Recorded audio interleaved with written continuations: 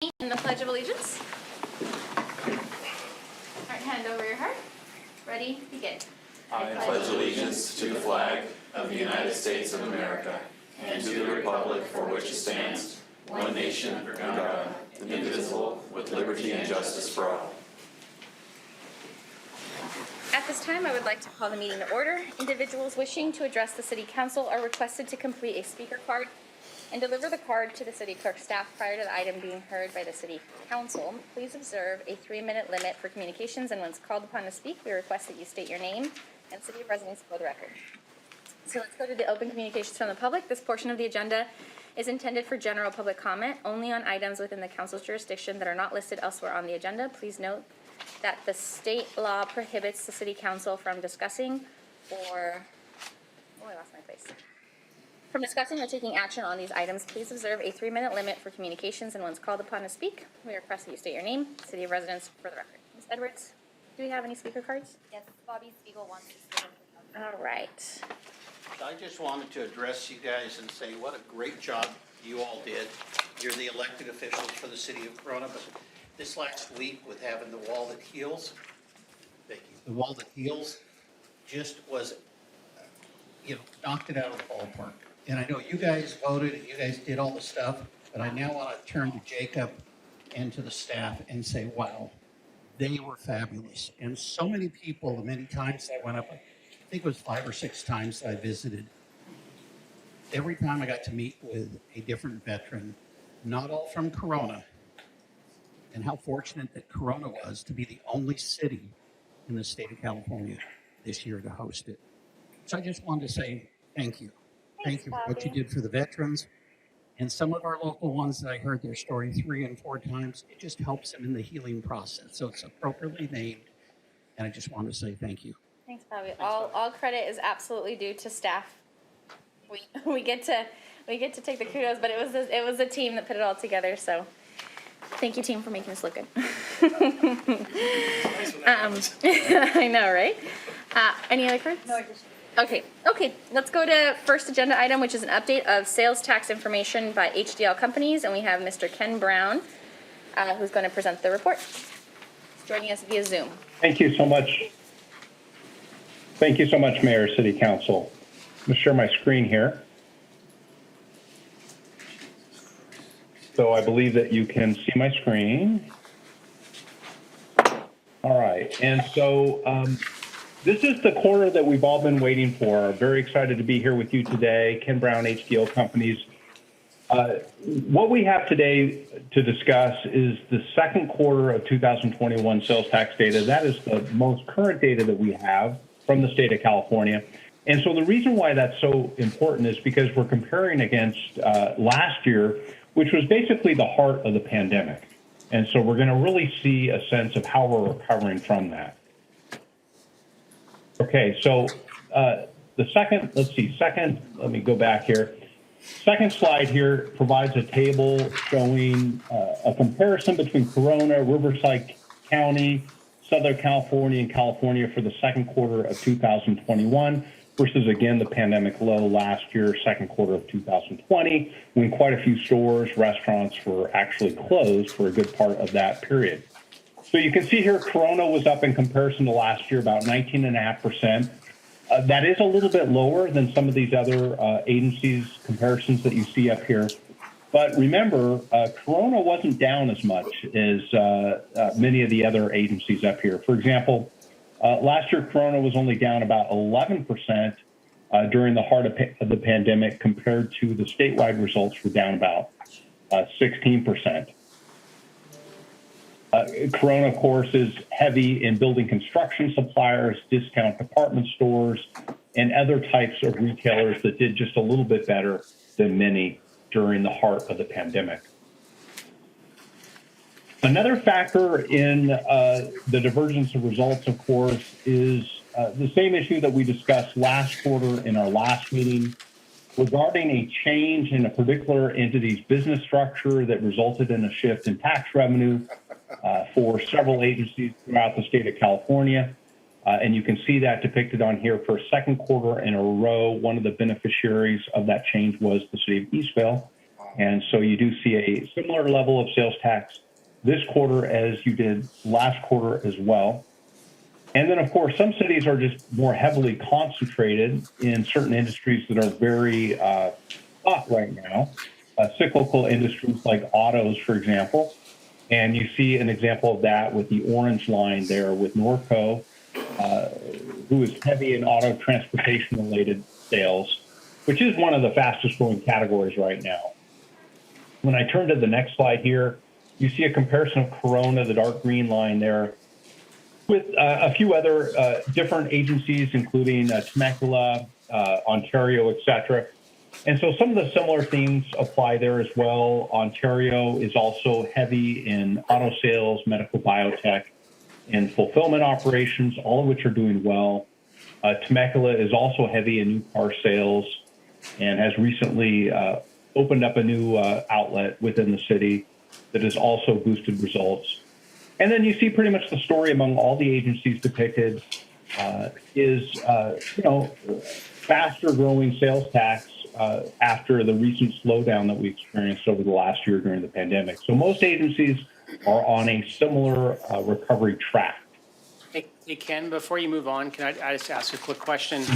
In referring to Eastvale's numbers, I know that I was talking to another city, and they were mentioning they had calculated the loss of sales tax revenue because of that change in Eastvale to be about $750,000, and it was a much smaller city than ours. Do we have any idea how if we could determine if or what kind of loss we have based on that?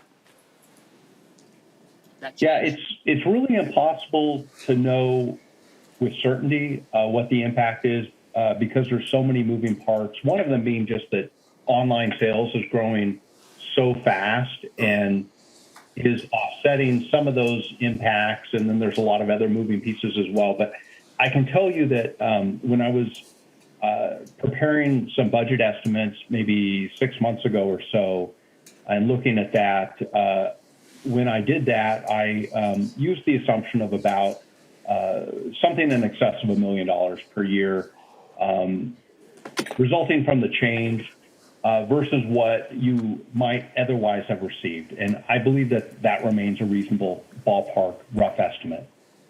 Okay. Yeah, so $1 million less. Okay, got it. Thank you. Mm-hmm. And then this is the state and regional comparison line graphs that we look at each quarter. Again, you see a very similar recovery track here.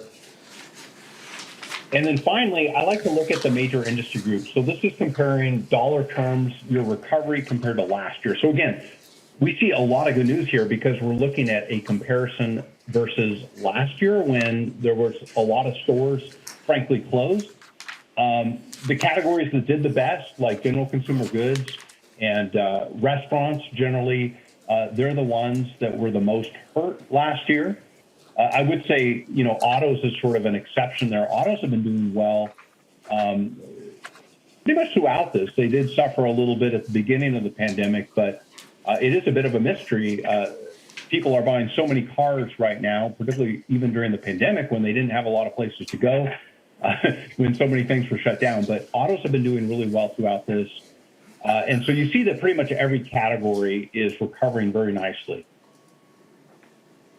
This shows it on a line graph basis so that you get a little sense of scale, you get a little sense of movement from quarter to quarter and some more timeline history here. Let's see, let me start up with the top one, building and construction. This has been a very strong performer for you over pretty much going back throughout your history. This has been a very strong performer for you. And no change during the pandemic. It's continued to be very strong.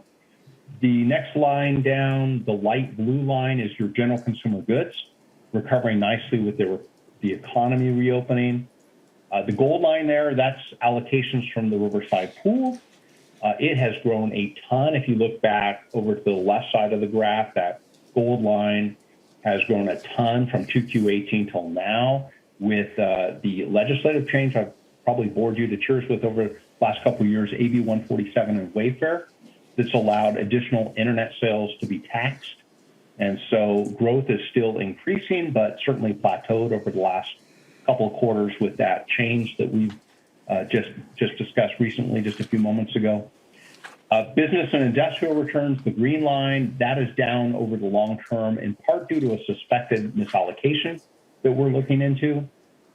And the magenta line there, autos. Look at that, auto sales. You can see how strong that auto sales have been for the last few quarters, even with the pandemic, which is what I was just talking about. Just really remarkable strength there in that sector. Just need cars to sell.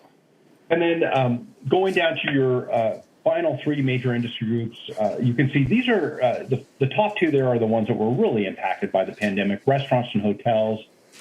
You can see that they are now fully recovered in your situation. Now, this is not true for every agency, but you're now back to where you were before the pandemic began, partly due to several new restaurant openings. And then fuel and service stations still have a little bit to go. I think you're down about 6% in fuel and service stations, but you're still on the recovery track there. And with the gas prices that we see at the pumps now, by the time we get third quarter data, I'm sure that will be continuing to surge upwards. And then finally, I have a graph here that summarizes the last 13 quarters. You're up 5% despite the recession. I did want to add just a couple quick additional graphs. I thought you would find this really interesting. I try and shake things up a little bit each quarter and provide some new perspective. This one, what I'm doing is instead of comparing to last year, I'm comparing against 2019, second quarter of 2019. So going back 2 years in time to show you where you are. And basically, I thought you'd appreciate seeing this. The good news is that overall, you're about 7% higher than you were back in 2Q19, mostly due to autos and the Riverside Pool, allocations from the Riverside Pool, thanks to the Wayfair AB 147 legislative change. And so that's helped a lot. And then also some new store openings and restaurant openings over time. That has also helped you. Really, the only category that's substantially down is business and industrial. There's a possible misallocation that we're looking into there, as I mentioned a few minutes ago. And then also there was a couple of large abnormal spikes from a few businesses back in 2Q19 that were sort of unusual. And so that's sort of in comparison, you're down a little bit, but I expect that to come back. And then last but not least, I really like this graph. This, because it's the end of the fiscal year, this takes you back 13 years. 13 years of Corona sales tax history by your major industry groups. And, you know, I keep talking about your building and construction sector, and I think you see that here, the top line, the dark green line. Look at your history in the building and construction sector. It's been very powerful for you. It's done really well. And also, I think the other thing that is that sticks out to me is the light blue line, which is the second one down on the right side, which is your state and county pools. And you can see over time how that has grown with online sales, but also the legislative change that has allowed taxation of additional internet sales. Finally, 74.8% Ken, we have a question real over quick. this third. Please, yeah. When cannabis comes online, will that be in food and drugs? Yes, we categorize cannabis in the food and drug sector, yeah. Interesting to see what happens. Yeah, it's going to be. And also wine and alcohol too. So that concludes my presentation. Thank you so much. I'm here for any other questions that you may have. Thanks, Ken. Do my colleagues have any other questions? Nope. Ms. Edwards, are there any speaker cards from the public? Yes, we have one speaker. that- Okay. So, Joe Morgan, 206 Rennie. Could you use the mic real quick so folks can hear you?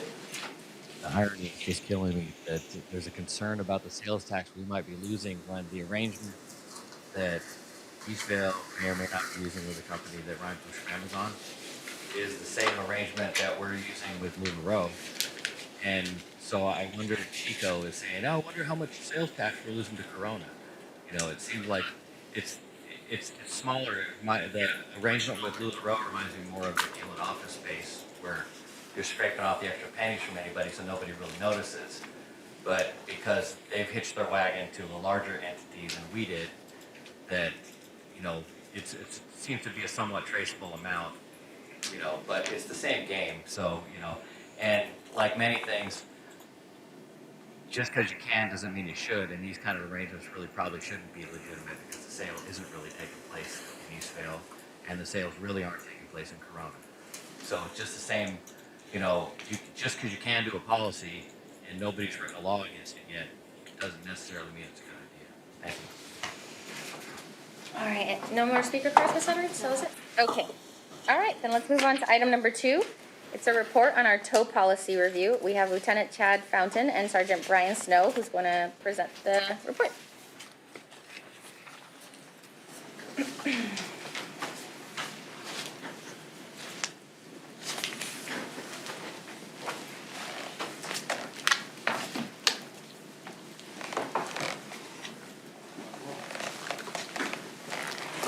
We also have a seat here. I don't think Connie's coming today.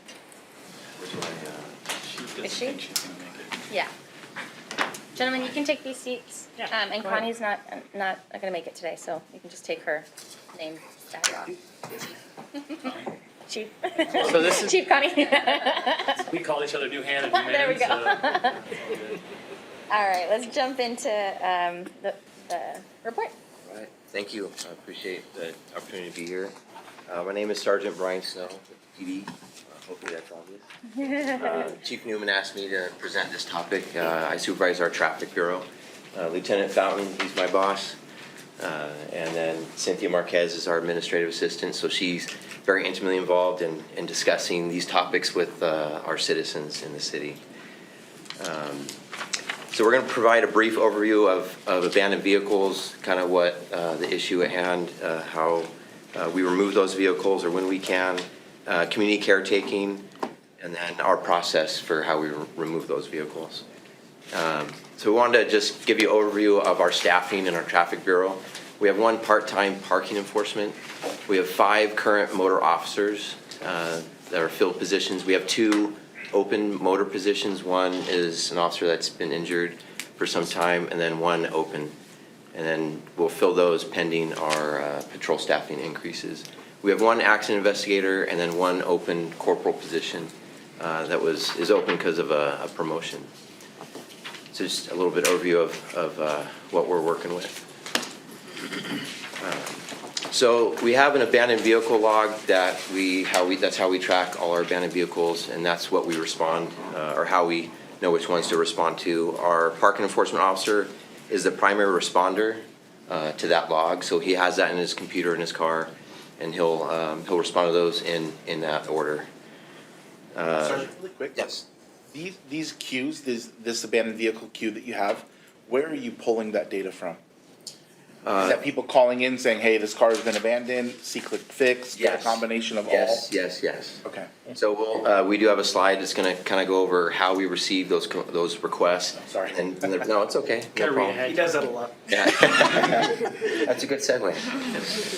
Yeah, that's no problem at all. Any questions, I'll answer. So other members of our traffic bureau will also respond, when we have an influx of requests. So it kind of gets a little bit too much for our 1 park enforcement officer. And then also if he goes on vacation, when there's a need, they'll kind of break from their other duties and help out with that log. Because it can get pretty hefty. As you can tell, on the 4th, we had about 90 when we ran the stats on it. There's about 90 on there. So we're also proactive with that. Most of them come from complaints from residents, from their observations, but we also are, our traffic officers sometimes are proactive with that when they can. They'll issue citations, they'll remove the vehicles when there's a community caretaking need, and then and also they'll mark them up for the 72-hour. Now, typically the vehicles that we tow are considered abandoned, and that means that they've been left on the highway or a public right-of-way. They're missing parts that make them inoperable, or they're considered a hazard based on. Slide. Oh, there we go. There we go. Yeah, there's hazardous conditions related to the car. So that's kind of the definition, again, what's up there. So community caretaking. This is, I know, a very nice. this one kills feel me. very passionate about that topic. So community caretaking, when we remove a vehicle, we're taking someone's property. And so we have to follow the Fourth Amendment, search and seizure. And so as agents of the city, we have to make sure that we're following the Constitution. And I'm sorry, I lost my spot there. There's exemptions to the Fourth Amendment, so we have to follow those exemptions. If we don't, we could be liable civilly. And so we take that seriously. We don't want to take the resident's property unless we have that exemption to the Fourth Amendment. So each vehicle, we evaluate it on a case-by-case basis based on community caretaking, which you can see on the slide describes what that is. So there's certain criteria that have to be followed. And so we do that every time we evaluate whether a car meets that criteria, whether we're going to remove it from that public space or not.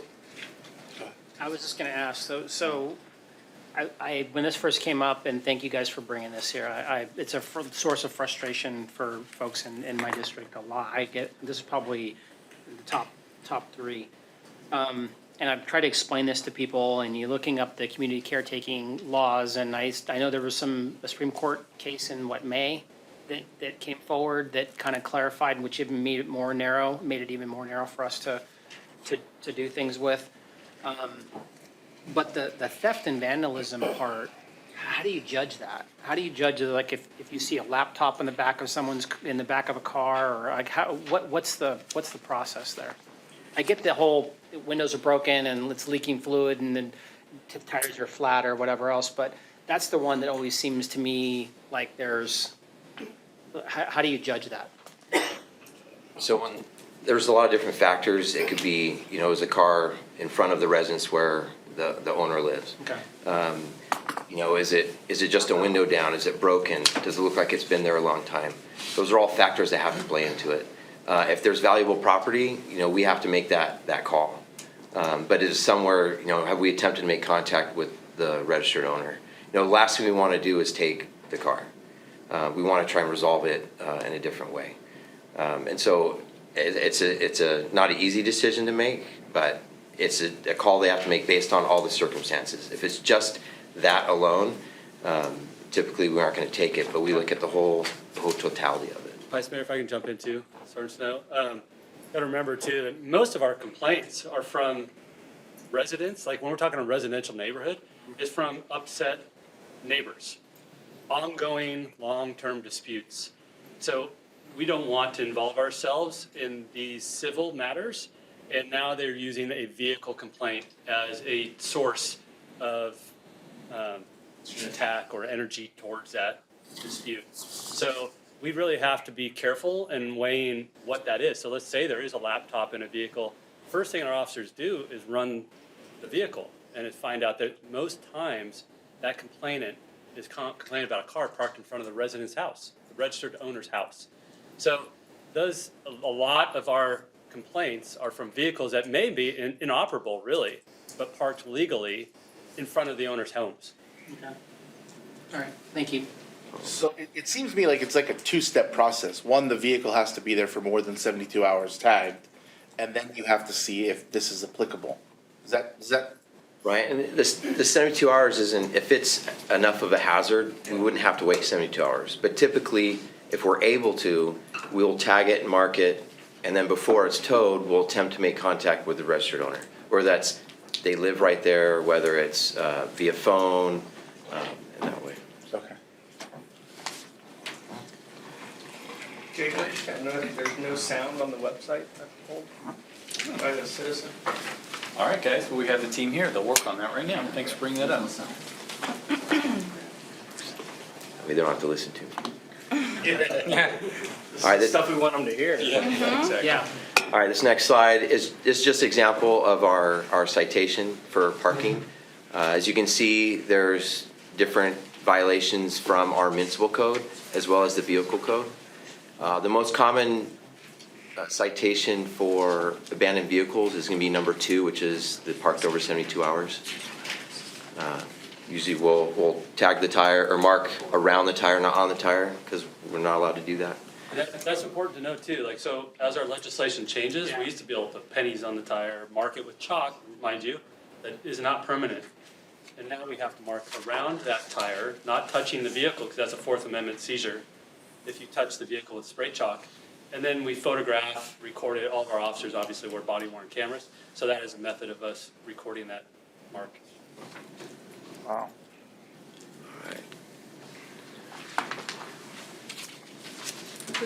My turn. So on this next slide, this is our flow chart that we made to help citizens understand how to report an abandoned vehicle. This can be found under our traffic link under the city website. There's 3 basic ways to report it. You can do it through the SeeClickFix app. You can call the traffic section Monday through Thursday, or you can also email PD Traffic. And I'm the one who receives them, so after I receive them, then I go through our process of what we do with them and how we disseminate them to parking enforcement. And then as you can see on the bottom there, it just kind of gives you a rundown of where it goes after that. This is also a more clear idea of what we're doing once we receive the request and how we're processing it, what parking enforcement does with it, and then how we eventually close it, whether we close it because we had to tow it, if we close it because a citation was issued after a 72-hour marking was made, or the vehicle moves, which we hope that's what happens. So are all vehicles that are not owned by the person and it's parked legally, are they all marked? Or just the ones that are, fall under the exemptions of the Fourth Amendment? We try to mark all of them. All of them? Yeah, once we get the request, we do try to, I do put in a request. If I have a license plate, I do run it. And then we do try to have our parking enforcement go out and then mark it, leave a warning. I've received calls from residents who were upset because of the warning, and I explained it's a warning, so just move the car. Yeah. And they're usually okay with that. Okay. It's just our way of tracking. So Makes that sense. we're doing what we're legally supposed to do. So they're all marked to track, but only the ones that fall under those exemptions can actually be towed? Correct. Okay. Correct. And they can be cited, even if the exemption's not met, Okay. then we can go through that citation Okay. process. But Sergeant Snow, so after 72 hours, they get a fine, and the car's still there. Does it start over again? Another 72 hours, and you get another fine, another 72 hours, you get another fine? If it's continuous, each day, then that's a discussion we've had where, hey, we can give it a citation each day. If you break that, you're gonna have to start it over again. But the problem is if they aren't gonna pay one ticket, they're not gonna pay a second one or a And third. it doesn't improve your chances of towing. Right. Right, but does it get you closer to a felony for not paying your tickets? Never? It's civil, it's administrative fine. How many of those tickets do you think we write a month or a year? 72 hour, I'm not sure on 72 hour specifically. Total parking sites? Total parking sites, depending on the year, it's usually around 5,000 a year. Okay. Parking sites.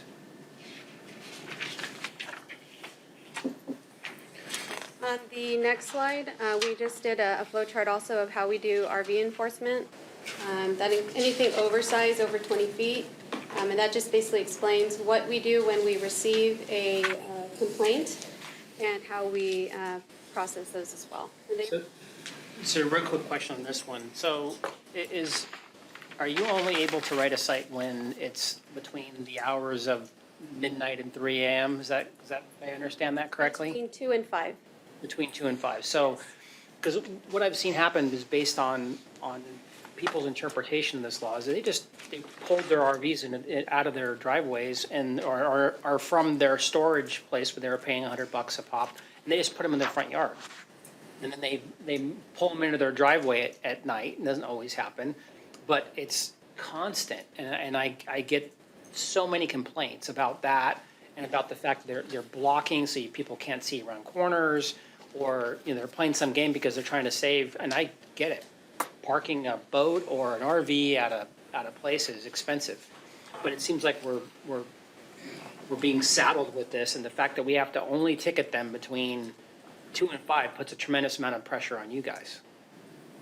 Yes, and if it is one of those situations where they're pulling on private property, then it kind of takes us out of it, and code enforcement comes in, and it then has to do 10-day procedures. It's a much longer enduring process. So you're right. It's awful. We're handcuffed with a lot of the restrictions we have, and these people learn those parameters of law. And we're asking our morning watch officers in between calls to go by and supplement our traffic division to try to find that vehicle during that 3-hour period of time. But there is a process. These individuals also with the RVs can apply for a permit that gives them the right to leave it in front of their house while they're loading it before they go on a trip and all that. And so they have that ability. It's just whether it's just long-term or if it's short-term complaints. It's a 72-hour permit. There is the option for a 14-day, but it's generally a 72-hour permit. If I do get a request, because of RV appears to be a hazard to that neighbor, then I will have someone go check it, just to make sure. And we posted all 3 of these flow charts online. It's on our webpage now on the traffic division. So if the public has any additional questions or wants to follow through, it's posted online for them to see. Can you put it on Facebook too? I believe Seriously, so. I mean, that's where a lot of people get their information from. Yep. We are actually in the process of working on a RV. Yeah, we'll post this, but we'll also put some more information. The one about page RV you guys parking. have is great. I've copied and sent that to people. It's been really good. But yeah, it would be good to have that out in the public. Unfortunately, I hope that people don't see this as a path to store their crud in their house, but. And we know people who have, residents who have applied for the permits. And so if it becomes a habit, then we kind of take a closer look at those as well. Because we don't want that happening where they're getting a permit every week to park it there. That's not the intent of having the permits. Okay, thank you. So the next few slides, we're gonna just go over a few examples of cars we can tow or not tow. And what I don't wanna do is, pictures are kind of two-dimensional here. You can't really see the whole picture. And so, at face value, we'll look at it. And then there's again, case-by-case basis, depending on the circumstance. Some may be towable, some may not be. So this is a car that can be towed. As you can see, it has heavy collision damage on the front. It's up on the curb. It's hard to tell here, but it is in a residential neighborhood. I think this one was on Park. Familiar over there? Park off of Garrettson? Yeah, right. Looking at the trees. I thought it was a So, spoof. and I believe on this one, we did contact the owner. They ended up moving it, so we didn't have to remove it on this one. But this one would meet the community caretaking, and typically we would have marked the tires and come back to remove that. This truck, it's an eyesore. It's dirty. It was parked there for quite some time. It has property in the back, but it does not meet that community caretaking. It's like 9th Street, right? I think so, that area. I know the theft or vandalism question, there's things in the bed of the truck, but it's open, they put them there. We can't remove the truck. If they want to put their property there and leave it open, that's not really our responsibility and we can notify them, but to remove the car because of that does not meet the community caretaking criteria. These 3 examples, the first one, the black car on the left is not towable. It's not more than 18 inches from the curb. Windows are all rolled up. It's parked legally there. It's not, even though it may have been there for a long time, it's not a car that we can tow. The other 2, you can tell there's substantial damage on that car, residential neighborhood. It's also up on the curb. That's a hazard. You can see the debris there. Again, you can see that it's also marked, and that was a car that, if left past that 72 hours, that we would be able to tow that for community caretaking. The one on the right with the back window broken, this is kind of a common one. If it's just the window alone, that's not necessarily something that we're going to tow. We had, I think in that example, the car was parked in front of their house. It's not abandoned. They're still in front of their house. Now, we can look at if there's other factors, in different circumstance, if it's not in front of the house, it's registered from somewhere outside the city. It's been there, the residents don't know who it belongs to. Is there glass on the ground from the broken window? there's a lot of different circumstances that the officers or the parking enforcement officer has to evaluate when they get on scene. That's usually hard to do just by looking at a picture. So that wouldn't be a hazard to say there's kids in the neighborhood and they're crawling through this window or? And that comes with talking with, reaching out to the neighbors. Is it registered to the owner there? Okay. Are there kids? Because if you store it, remove it from the street, and then they sue and say, hey, this is, you shouldn't have towed it. Well, their kids could have been crawling in it. Well, there's no kids in this neighborhood. It's a 55 plus, or whatever reason they have. It's just, we have to do our due diligence to make sure that we have all the facts and that it does meet their criteria. What if the registration's expired? That alone is not again, totality of it, if you put all that together, but just alone, if it's expired, we can't tow it anymore. We used to. If it's past 6 months, we'd be able to tow it under the 22-651 of the vehicle code. It sucks. Yeah, I know that code. It sucks because I've I read it. read the origin of this, and I think that the reason why this came about is a good thing. I think that there were, departments that were using this to tow vehicles to go and search them. And that's everything that I've read, and that's all the laws that have come up were meant to prevent that. But the unintended consequences are this. And it sucks to have to go through all this stuff, but people have learned, that there's a way to get around the system, and it's really frustrating, really frustrating. So the current list is 90 vehicles, right? Since How high has the list gotten up to? That's pretty high. Over a week, I probably take in about 20 a week, Every week? approximately, every week. Yeah, from Monday through Thursday, approximately that many. But we also work on what Getting was rid of in the list. But like if the list is 90 now, has it been 150 in the past or? It's What's been the over average? 100. It has been over 100 in the past. So It's not that often, but But it's there. yeah, it could be, yes. one last question, these from me. Boats, people that leave their boats in their front yard or in front of their street. What's the policy on that? A boat, anything over 20 feet is considered oversized. So a boat attached to its pull vehicle, which they're supposed to be, because we If do they're have not, a if they're by CMC. themselves. If it's unattached, then we have a section for non-motorized, and we can cite for that. That's also on our parking sites. So it just depends. It depends whether it's attached or not, and then if it's over the 20 feet, then we can cite for the oversize. So, Chief, the mitigation on this issue then is, it is all the steps that need to be, what's hampering mitigation is all the steps that we need to take in order to address it. Is staffing an issue at all, or can we manage the load that we're under? No, I think our current staffing right now is under where it probably should be. And with a part-time parking enforcement officer and the consistency of our parking violations is something we're going to evaluate and present to you and most likely during the next budget proposal. However, it's not just our traffic division that's Right. hampered right now. We're trying to, pedal general. through, Yeah. trying to improve other areas. So with that, I think, and I just talked to a community service officer who works patrol, and that individual just yesterday or the day before wrote 4 parking citations on their own. So there is proactive parking enforcement happening outside the traffic bureau.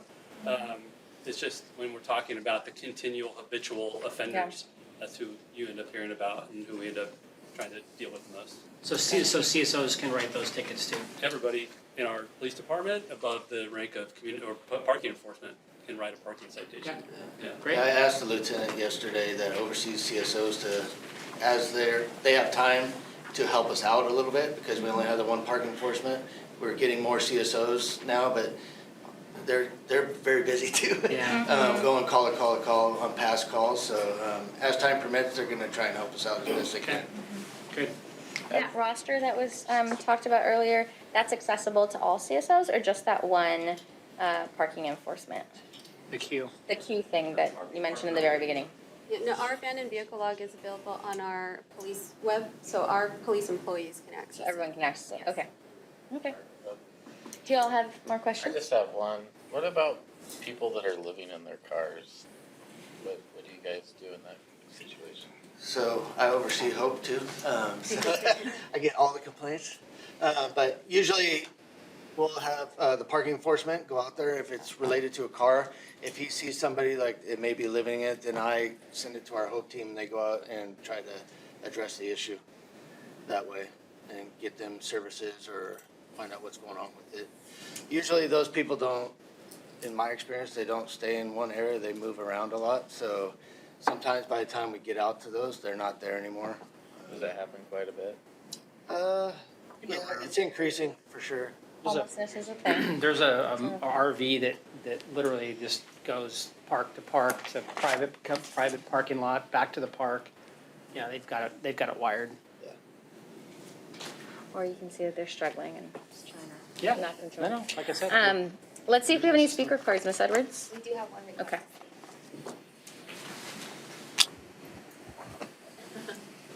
So, it seems like the notion of community caretaking, you know, if you're worried about things, you know, dripping off the vehicle, if it's got an oil leak and that, you know, that's just a problem. I can tell you, I've talked to one gentleman just recently that's about yay close to filing a pollution complaint with the state about stormwater runoff because cars don't move. And so, and that means the gutters never get swept, the street never gets swept, so trash accumulates all around there. So I would encourage you to expand your notion of which part of the community you're caretaking for. Because some of these places, I mean, there's a tremendous amount of trash and accumulation around these cars. I've seen blocks. The Supreme Court ruled that you can't take a car, period, for any of those reasons, just because, and it just came out like in May. No, You can for leaking oil, but you Yep. can't for Nope. accumulated trash. nope. Well, what about, you could maybe not take the car. We just move the car to a different place and say, here you go, here's a storage lot. Can't do that either. Back. Well, part of the problem is we overshot a lot of things, and they did seize a lot of cars. And Yeah. when you seize somebody's car and then it costs them $1,000 to get it back, that's the issue.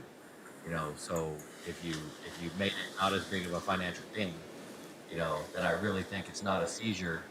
It's like, well, it needs to move, and you can tow it, and you can abate it for street sweeping purposes, for cleanliness purposes, for pollution purposes, and then not financially penalized. If they won't let us put a chalk mark on it, Well, they're I not can gonna let us move it. I got my tires painted like that once, and I was pretty pissed. Yeah. I parked it on Saturday night, and then Monday morning it painted. So I was not appreciative of that, and how hard I had to scrub that crap off the tires. So I can definitely appreciate that, and that's not a bad move.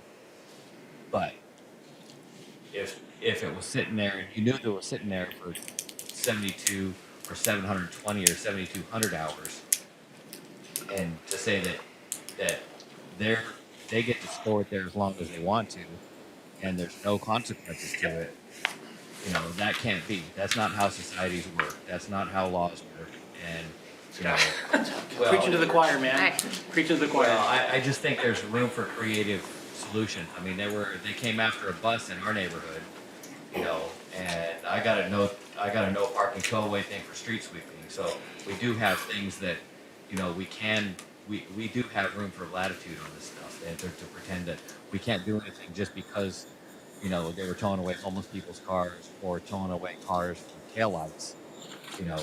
That just because we overshot doesn't mean we need to undershoot. Thank you very much.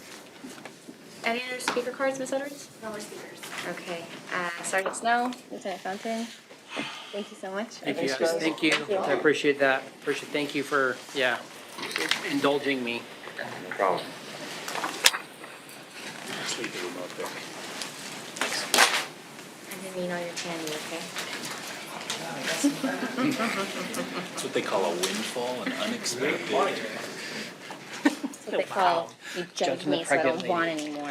It's like, good thing I'm standing here. Let me keep in between. Hello. Hi, team. Hello. All right, we're moving on to item number 3. It's an economic development update. And we have Ms. Jessica Gonzalez, Economic Development Director, and her team presenting the report. Thank you, Mayor. Well, good afternoon, Mayor, Council, community members. We are pleased to be able to provide to you an update on our current and ongoing economic development efforts to support our business community, as well as our aspiring entrepreneurs. And joining me today, I have Amanda Wicker and Ashley Zaragoza, who are our economic development administrators in our department, and they will be able to provide highlights of specific programs that they're helping to administer. So our team, I'll share with you, is working diligently to provide programs, services that can support our businesses. And today we want to highlight some of these for you. We will share updates on 2 strategic plans. As you know, our Economic Development Strategic Plan and the Downtown Revitalization Plan, both of which are currently underway. We'll also provide highlights of our ongoing partnership with the Corona Chamber of Commerce, our support for Hispanic entrepreneurship development here in Corona. We'll also provide details on Shop, Dine, and Live Work Corona programs. And then lastly, we'll give you an update on the Manufacturing Assistance Program. So to start off, of course, the council is well aware that earlier this year, you approved a contract with RSG, our selected economic development consultant, to support the city in embarking on this effort. Essentially, the goal of the Economic Development Strategic Plan is to ensure that we're hearing directly from our business community. What are the tools, the resources, the knowledge that will help them for long-term success here in our community? RSG will actually be here next month to meet with you to provide an update to the council through the Committee of the Whole and provide you with an update on data analysis, their initial findings, also an in-depth look at the surveys they've collected to date and what next steps are. But in the meantime, in advance of them coming out, we wanted to just remind you and remind ourselves of the outreach timeline that we have before us. So as you can see here, RSG commenced this outreach earlier this year in August. Started off with commercial brokers, property managers, to understand from their vantage point market conditions here in Corona. We have met, specifically RSG has interacted with commercial brokers representing the office, the retail, the industrial markets, understood what challenges, opportunities they see here for Corona as we are developing this plan. Also, RSG has been conducting at-large survey outreach to our community, and I'll speak more about these surveys on the next slide. And currently, they are outreaching to catalytic business owners representing our primary industry sectors here in our community, so construction, manufacturing, healthcare, and retail service sector. And as you recall, because of course, as we were awarding the contract, we wanted to make sure that this process is well-informed and inclusive. We also are pursuing a concerted effort to reach out to our Hispanic community. And so they are currently reaching out to Hispanic business owners, Latinos in the area. We'll be speaking with the Corona Hispanic Chamber of Commerce to make sure that everyone has a voice in this process. And then lastly, we can anticipate community workshops that will be offered both in English and Spanish next year during the months of January through March.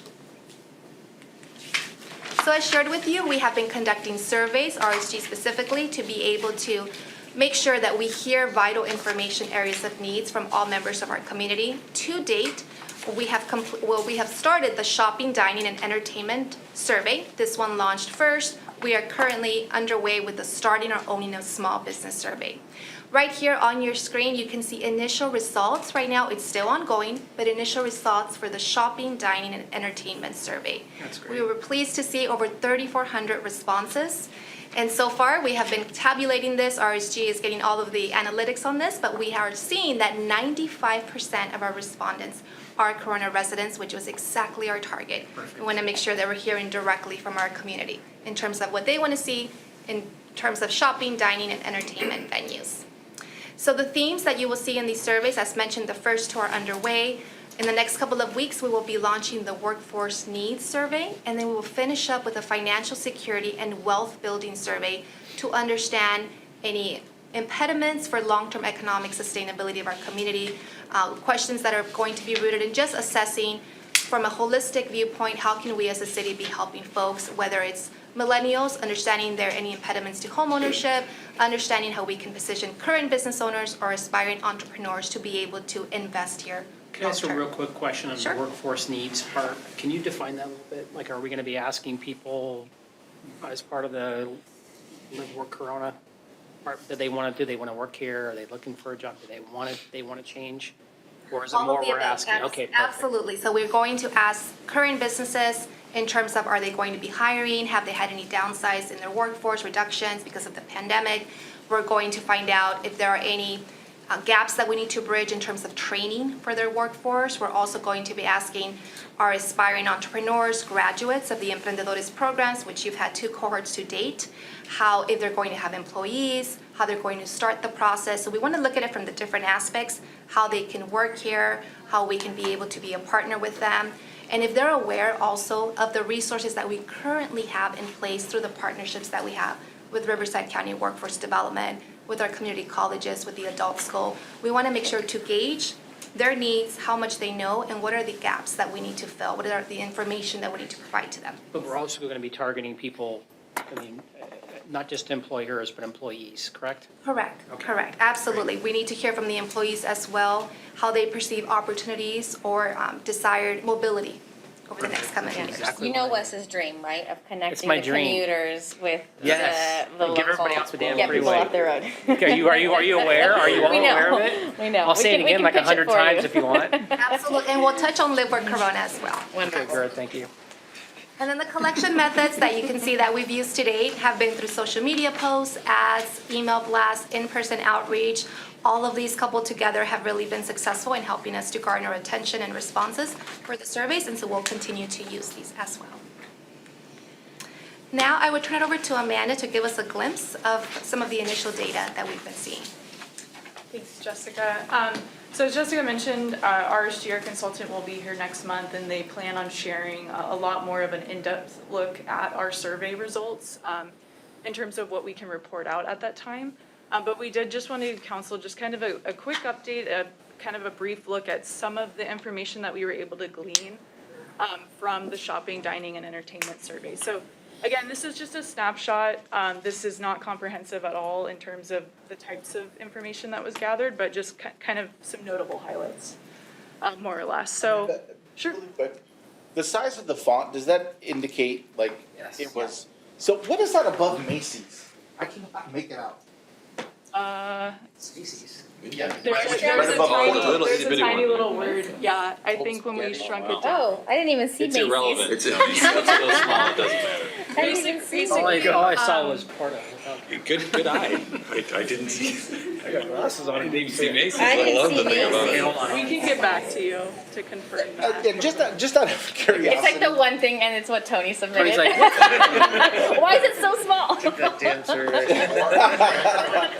But just out of curiosity, I remember taking the survey, but one of the things that strikes me as a little funny is that the Bed Bath & Beyond and the Cost Plus World Market both went away in Corona, yet people still are asking I for miss it. It's like it's phantom arm. It's like the phantom arm syndrome. You get your arm cut off, you always think your arm's still I there. miss it. Same thing. I miss it. Next. Nordstrom Rack, apparently that's a big deal. It is. That's Huge. been asked for a very long time, yeah. They don't have a Sorry, big Amanda, we tend to. No, no worries. No, you're exactly right. So this is a word cloud basically that was put together with our survey software. And so the larger the font, basically the higher the responance rate. Can somebody please tell me later on what is above Macy's? Well, they're we gonna can get definitely into get back to Marshalls, you on that's that. my bet. I think that's what I zoomed in, but it's a 6-letter word. I just can't tell what I it is. literally am trying to go like this and. I mean, no, I literally, I took a picture of it and blew it up. presentation mode, we can zoom that Probably PowerPoint in and see. click on it there. They'll tell you, don't worry. Yeah, and just to let you know too, this is just representative of the top 10 responses for both desired retailers and desired restaurants. Okay, So essentially, this is in total, the top 20, okay. more or less. So just to kind of encapsulate what we're seeing on the left side of the screen as far as desired restaurants and retailers, just a couple notable highlights as I'm sure you've seen. The top vote getters as far as what respondents shared, and we should say too, this wasn't populated information. This was strictly based on enter what it So is it's a that you'd like blank. to see in the community. Okay, And so the top 3 were Whole Foods, Nordstrom's Rack, and Home Goods for retailers. And then for our restaurants, the top 3 were Olive Garden, Cheesecake Factory, and P.F. Chang's. Did want to also just throw out there too, we did get a number of respondents that did say I would really like to see less chains in the community and things like that. So those are all certainly things that RSG and our team are taking into consideration as far as trying to attract, whether it be a national chain or maybe somebody in a neighboring community that happens to have an Italian restaurant that the community members love, things like that. So this is going to help inform the economic development strategy, but it's also going to help our team build out our retail recruitment efforts with the strategy in mind as well. And again, you'll definitely get a more in-depth look at this. And then just quickly on the right side of the screen, you'll see as far as some of the desired entertainment types that our community members indicated in their responses, the number one was music venues, followed by bowling alleys and mini golf. There were also another of respondents that indicated other. And so again, council will get a more in-depth look at what were those types of entertainment suggestions. Laser tag. I know, right? Is there any way that I'm flashing back to I want to say one of our first conversations with RSG about the data that they have available to them, and is there a way to see if our residents, like at the macro level, are spending money on these things in other places? Is there any way, or is it just like, it would be nice if we had a music venue, but I haven't gone to a concert in 5 years? Do you see what I'm saying? Like, are they actually spending money on these things? Or is it like yeah. That would be a separate platform, but that's a really good question. We're actually meeting with a few firms that provide that in-depth analytics that actually track through credit card purchases. Other sources are able to see where what they call mobile traffic. Yeah. So where you traverse the area, there's a lot of mobile traffic in a shopping center. Yeah. Then they're also able to show us sort of good matches based on that. So there's a series of layers. And then we can determine, well, not only does our community like it, but it actually shows us that they're spending in this area. Okay, good. Like I think, go ahead. Oh, I was one other question that I have is specifically around Sportsman's Warehouse down in Crossings. I'm kind of curious as to how some of the newer businesses are doing. I really love that store, but maybe it's because I have an affinity for camouflage. But I'm just kind of curious. I mean, some of these stores that are new to our area, are we communicating with them and seeing how they're doing? Yes, so one of the things that we do through HDL, which I know presented earlier, is we're able to create geogrids and see specifically our shopping centers, how are they performing? And so we always have to be mindful of how that information can be disclosed in groupings, right? But we are tracking that, we are having conversations with them. As a new tenant comes into a shopping center, one of the first things that our team strives to do is outreach, discuss with them the opportunities to bring more patrons to them, and make sure that as they're coming in, they know that they have a partner in the city to help drive more customer support. Awesome. All right. We might let you get through the rest of the presentation. Go on. Maybe. This is exciting stuff. This is good stuff. And as Amanda and I mentioned, RSG will be here next month to give us a more in-depth look. So next, our downtown revitalization plan, also advancing quite well. Wanted to share with you just a quick timeline where we're at. So right now, Cosman Companies, who was selected as the consultant to support the city with this effort, they have been doing due diligence, looking at the analytics, demographics of the downtown. They're in the research phase. Simultaneously, they've also embarked on stakeholder group discussions. So we have met with a few folks, which we'll touch base on in the next slide. This is still an ongoing progress to make sure that we're hearing from the different sectors in our town. We can have a well-informed plan that ultimately, at the end, once it's presented, we feel, and the community more importantly feels, that they had a voice in the process. We are targeting to have the website launched, so it'll be a specific website for the downtown revitalization plan. We're targeting to have that launched by mid-November. Essentially, that's going to be our primary vehicle by which we are marketing the plan. We are engaging with folks. There will be surveys, there will be information, FAQs on the project, there will be information on workshops. It's that primary source to be able to continually, throughout the plan development, engage with our community. And then that will coincide with the first community workshop also being slated for mid-November. And then Cosman Companies will be here in December. So they will be here at your committee of the whole meeting in December to provide you with an update on their findings to date, the data, stakeholder group discussions, feedback, and then of course to discuss next steps. And then looking onward to next year, we anticipate providing you with a draft design guidelines by February of next year. and then following with the draft of the plan in February, March of next year as well. So as mentioned previously, we have been embarking on stakeholder outreach, have been able to meet with our historical societies, representatives of those groups, also with our nonprofits, with our commercial brokers in town, educational institutions. Here are some of the themes that emerged during these conversations.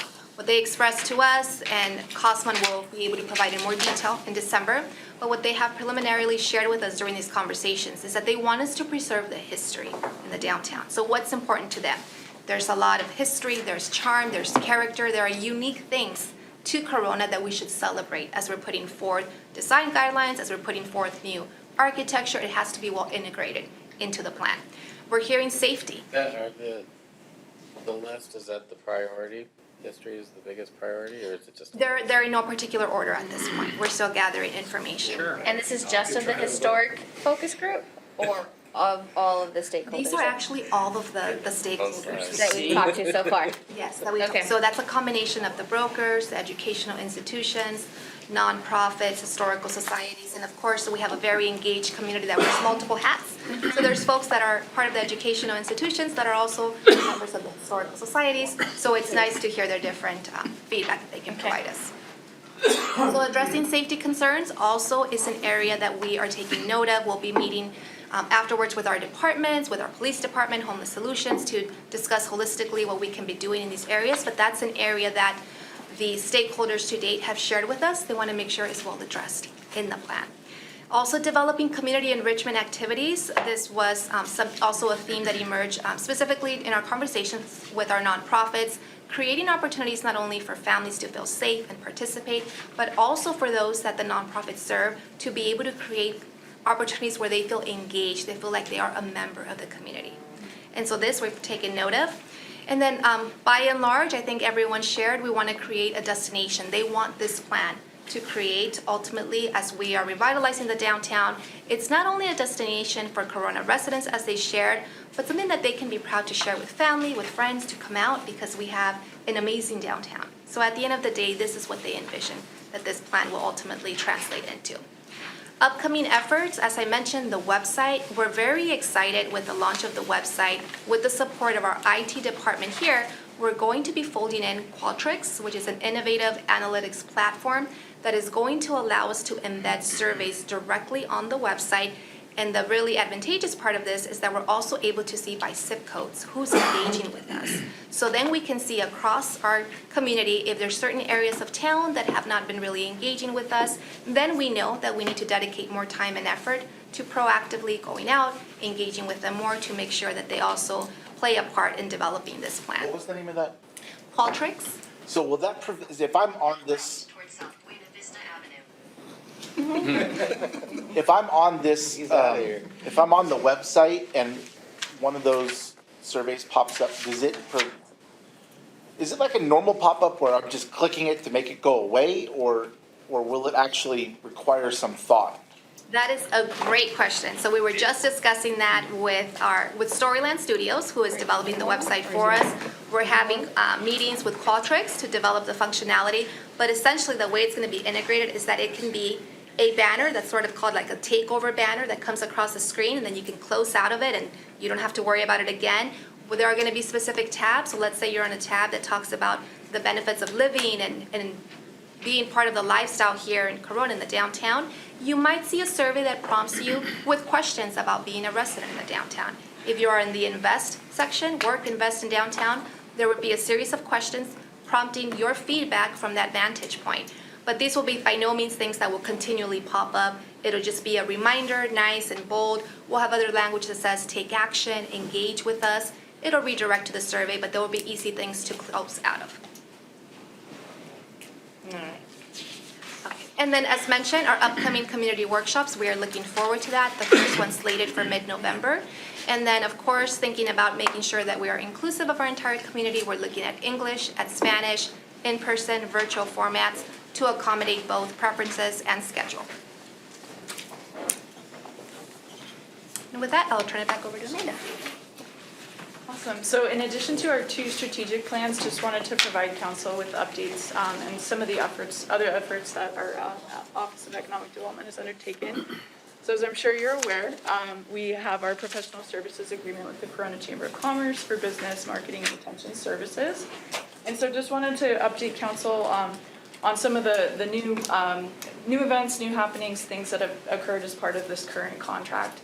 And so one thing we wanted to definitely highlight is that as part of the contract, we've undertaken some quarterly reporting and additional collaboration efforts that we've had underway with the chamber. And so our staff is in regular communication with the chamber's staff, and it's a great partnership. We continue to try to enhance and improve any offerings that we're co-sponsoring, collaborating on.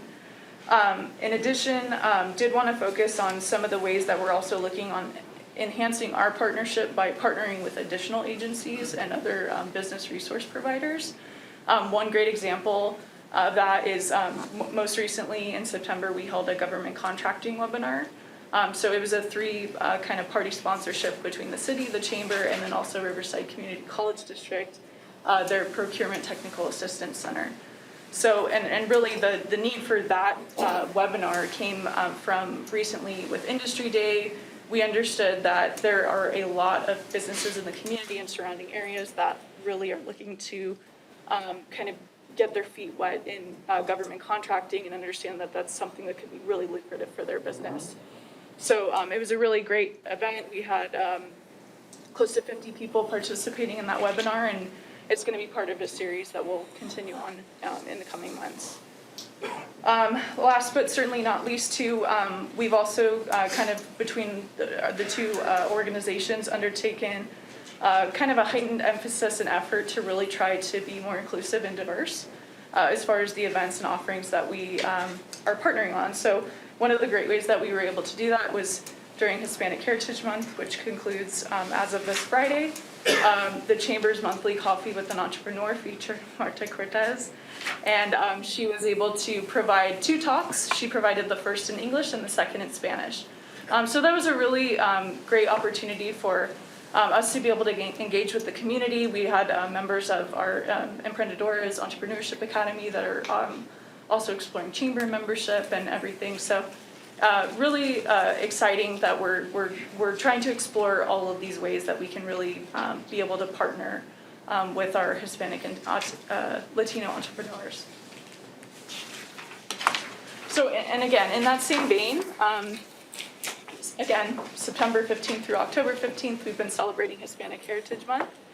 And so a couple of the things that our staff have done we partnered with our communications team in order to develop a digital marketing campaign where we are promoting and celebrating Hispanic and Latino entrepreneurs in our community, and also highlighting and providing information on resources that can help them with their business endeavors and their entrepreneurship efforts. One of the ways that we've done that also is we launched a bi-monthly Spanish business resources newsletter. So we pushed the first one out this past September, and we'll be doing that again on a bi-monthly basis. So our next one going out in November. We also this summer completed our 2nd cohort of Emprendedoras, as Jessica briefly mentioned, and we're going to be hosting a 2.0 version, which is basically kind of a more advanced, more in-depth offering of the program. So instead of 8 weeks, it's 6 weeks. And our program instructor, Monica Robles, will be working with students that have participated in our program, as well as other Emprendedoras academies that have occurred throughout the Inland Empire, in order to help those students kind of further push their businesses along. Awesome. And then last but not least, we've been working with SCORE's Hispanic Initiative. And so we partnered most recently with them and Grow with Google on a digital marketing series, which just concluded this past Monday. And that was really looked at helping entrepreneurs with their digital presence, helping make sure that their information's out there. They understand search engine optimization and how Google works and how they can help put their business at the forefront online, which is really important. And then we'll also be partnering with SCORE again on a small business growth series, again, which will focus on sales, marketing, kind of helping take their business to the next level. And then for me, just last but not least, just wanted to provide a couple tangible updates for Shop Dine Corona. And so obviously with the holiday season right around the corner, our staff is working with communications to develop a holiday campaign that'll really be focused on predominantly kind of educating the resident community about the importance of shopping and dining in Corona and the benefits of how the money recirculates in our economy. So we'll be working with communications to really make sure that we keep the messaging, concise and simple to the point, but really making sure that it hits home. And then in addition, we're going to be partnering by doing some outreach with our property managers for our shopping centers to make sure that they're aware of this campaign, that their businesses are aware of this campaign, and that we really want them to kind of be, help us be the boots on the ground as far as getting the messaging out and sharing that information with the community. So our newsletters, our social media will focus on trying to share any events or deals or things to help bolster shopping locally, especially during the holiday time. And I saw this slide.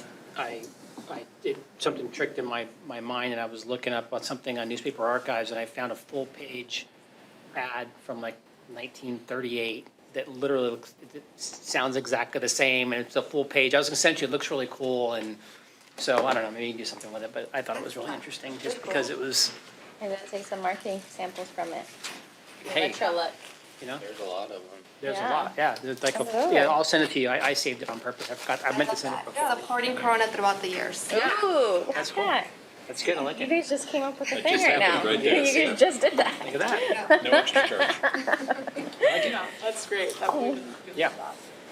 And then we're also working with our internal IT to develop kind of an interactive business directory that will live on our website. So we want it to be map-based, we want it to be interactive, mobile-friendly certainly.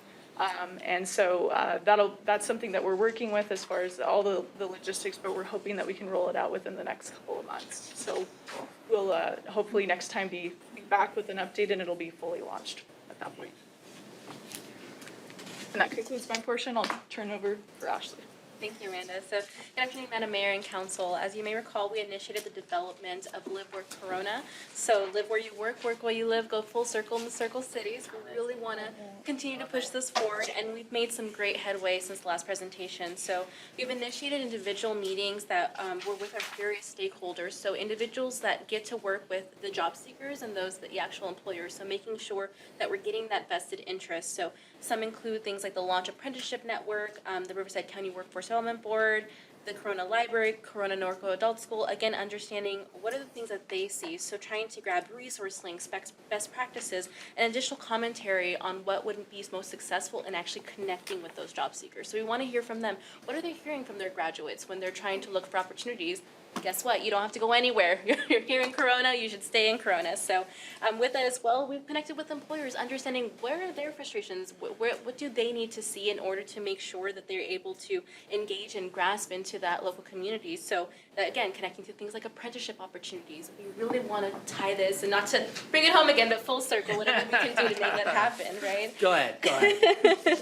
And so with addition to that, we're also trying to tie in to the Hispanic entrepreneurship that Amanda talked about. So the Emprendedores graduates, sometimes it's about education and information and making sure that they're aware of these resources, because we want them to start their business here but also stay here, and hopefully over time they expand and then they're able to employ more people amongst themselves. So really tying in that pride for Corona and making sure that we're able to engage with that community. The next thing is we've been able to create a pledge form. So we did finalize it, legal did approve. So we have a pledge form active. We're just waiting for a couple vehicles to make sure that we can continue to push it forward. But we do have the first person who signed up our company, which is Fender, which is fantastic. We're actually doing an event with them tomorrow, which I'll touch on shortly.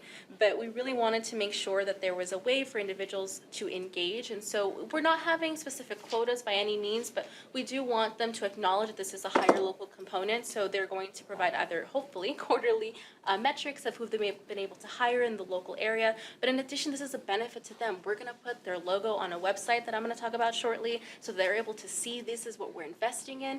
In addition, they'll be able to put their job opportunities on our website. So that's huge, the fact that they're going to have that additional free resource marketing campaign to be able to utilize. What's going to help them grow? Like, what do they need to help them grow? Not just their existing work, but if you added in a new senior executive, or if you added in a new salesperson, could you grow even more? And that person lives here, I guarantee it. That person lives here. Absolutely.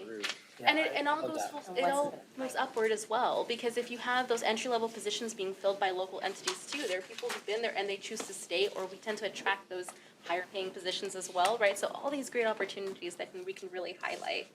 In addition with that website though, we're developing this with our communications team, and we want to make sure it's interactive with different tabs, and again, making it very user-friendly. When they come in, are they a job seeker, are they an employer, and even we're to the point that it's mobile-friendly. So how many times, we're looking for something quickly online, and being able to have that access, it also makes it easier for people, because everyone for the most part now, and I don't want to generalize too much, but it's more often than not, they do have a mobile phone, some kind of access. And so we're hoping that, again, that improves our ability to expand and connect with different individuals. This is one of the things that I really would like us to really look at as part of our legislative outreach.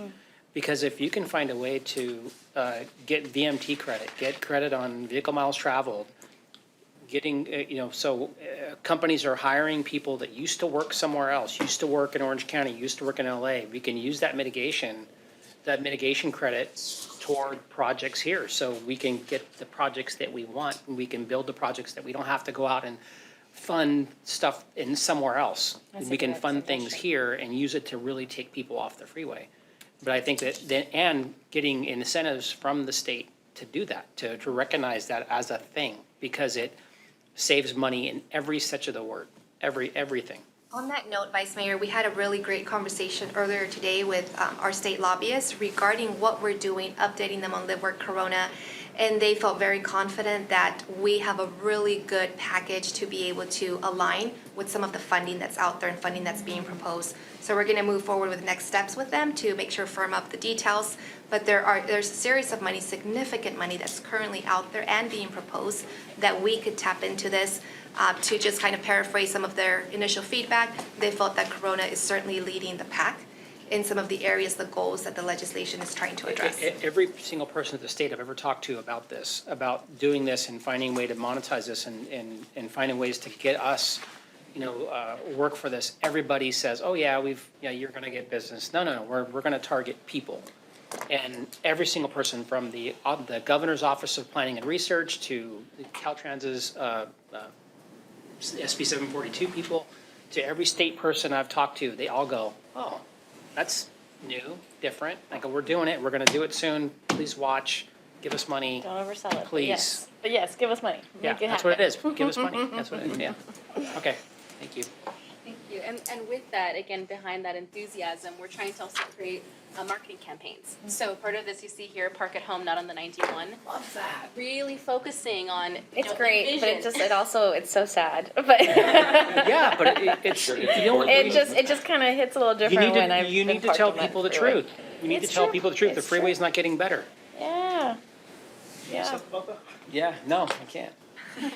well, with that too, we definitely want to get that positive spin, right? Where you're able to spend more time with your family. So envision, a person parked in a car, frustrated on the freeway, versus someone at home or at a local restaurant, dining locally. They're able to do that and engage. So we really want to bring that home, and for people to engage in that kind of way. And then for the employer side, we also have Find Talent in Your Backyard. So there are various studies that have occurred, and not some that I'm going to list at this moment, but I definitely want to highlight that when you have, and even from personal experience, when you have more energy because you're not on the freeway for an hour before you get to work, you're ready to start your day, you're ready to be engaged. So there's all these great benefits. Retention rates are much higher because when you have issues like commuting, if the moment something closer opens up, the more likely someone's going to take it. In addition, if these job seekers are able to see this Corona commitment, that becomes very important, again, tying it back to that Corona pride. So if they see them invested in this, they're going to want to invest in their employer. And then the money stays local when they're going to lunch, when they're trying to do things after hours and meeting with their colleagues. Again, it stays local. So it really benefits us in so many ways. Laser tag. Exactly. See right Whatever it there. takes, man. 2 laser tags, whatever it takes. Laser tag. Another initiative we launched earlier this year, which is the Manufacturing Assistance Program, or MAP for short. it was really brought about due to the fact that manufacturing is such a large industry here and has such great career pathways for our community. And in addition, we saw a lot of needs that came about due to the pandemic. And so we were able to host 4 quarterly events this year. This is in partnership with 11 additional agencies and even more that are jumping on board and seeing how great this is. But we included 4 different events. So the first one was the Cal OSHA safety webinar. So there were so many guidelines coming out back and forth about what they should or shouldn't do. So this really gave a comprehensive understanding of how they respond to it, and it was a really great way to engage with local businesses. We also held a manufacturing roundtable. So this brought one place for all our MAP resource partners to talk about all the great things that they had, like subsidized training opportunities, in places to post your jobs, things of that nature, or even grant opportunities potentially. So we really received a lot of positive response that they were able to have that one seminar where they were able to get a comprehensive understanding of what MAP really had to offer. In addition, Amanda touched on this earlier, which was the Industry Day event. So this had over 160 individuals participate, and it really was an opportunity with the Naval Surface Warfare Center and RCCD Procurement Technical Assistance Center to highlight the benefits and the opportunities to contract with the government. And with that, we were able to build the government contracting seminar. But in addition, we got to see, okay, we really need to look at what are ways that we can encourage it? What are these partnerships that we can continue on to really, again, offer those opportunities to Corona businesses? Because sometimes it's just about knowing the right connections, the right person you need to talk to, making sure that we're making those strides and continuing those efforts. So again, very positive response. And they said that even from that event, they had some government contracting conversations that happened right the next day. So very, very positive response from that one. And in addition, tomorrow we're going to have this is Corona's Manufacturing Week. We did have the proclamation, which is fantastic, that was given to CNUSD, which they were very grateful for.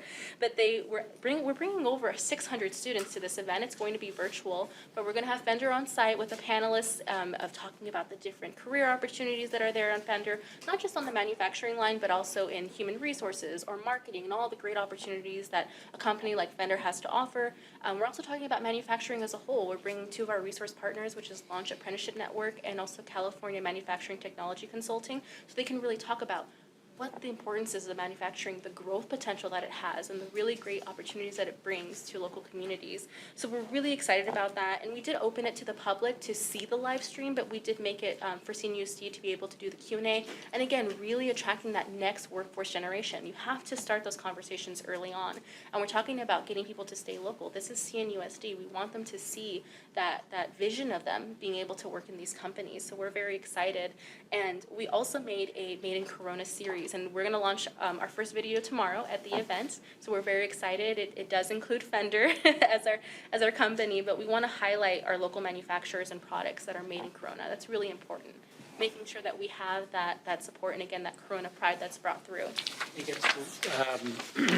Councilmember Montanez did that back years ago, and I loved it. I absolutely loved it, and I send that to people all the time because you drive by a building and go, what the heck does Wellington do?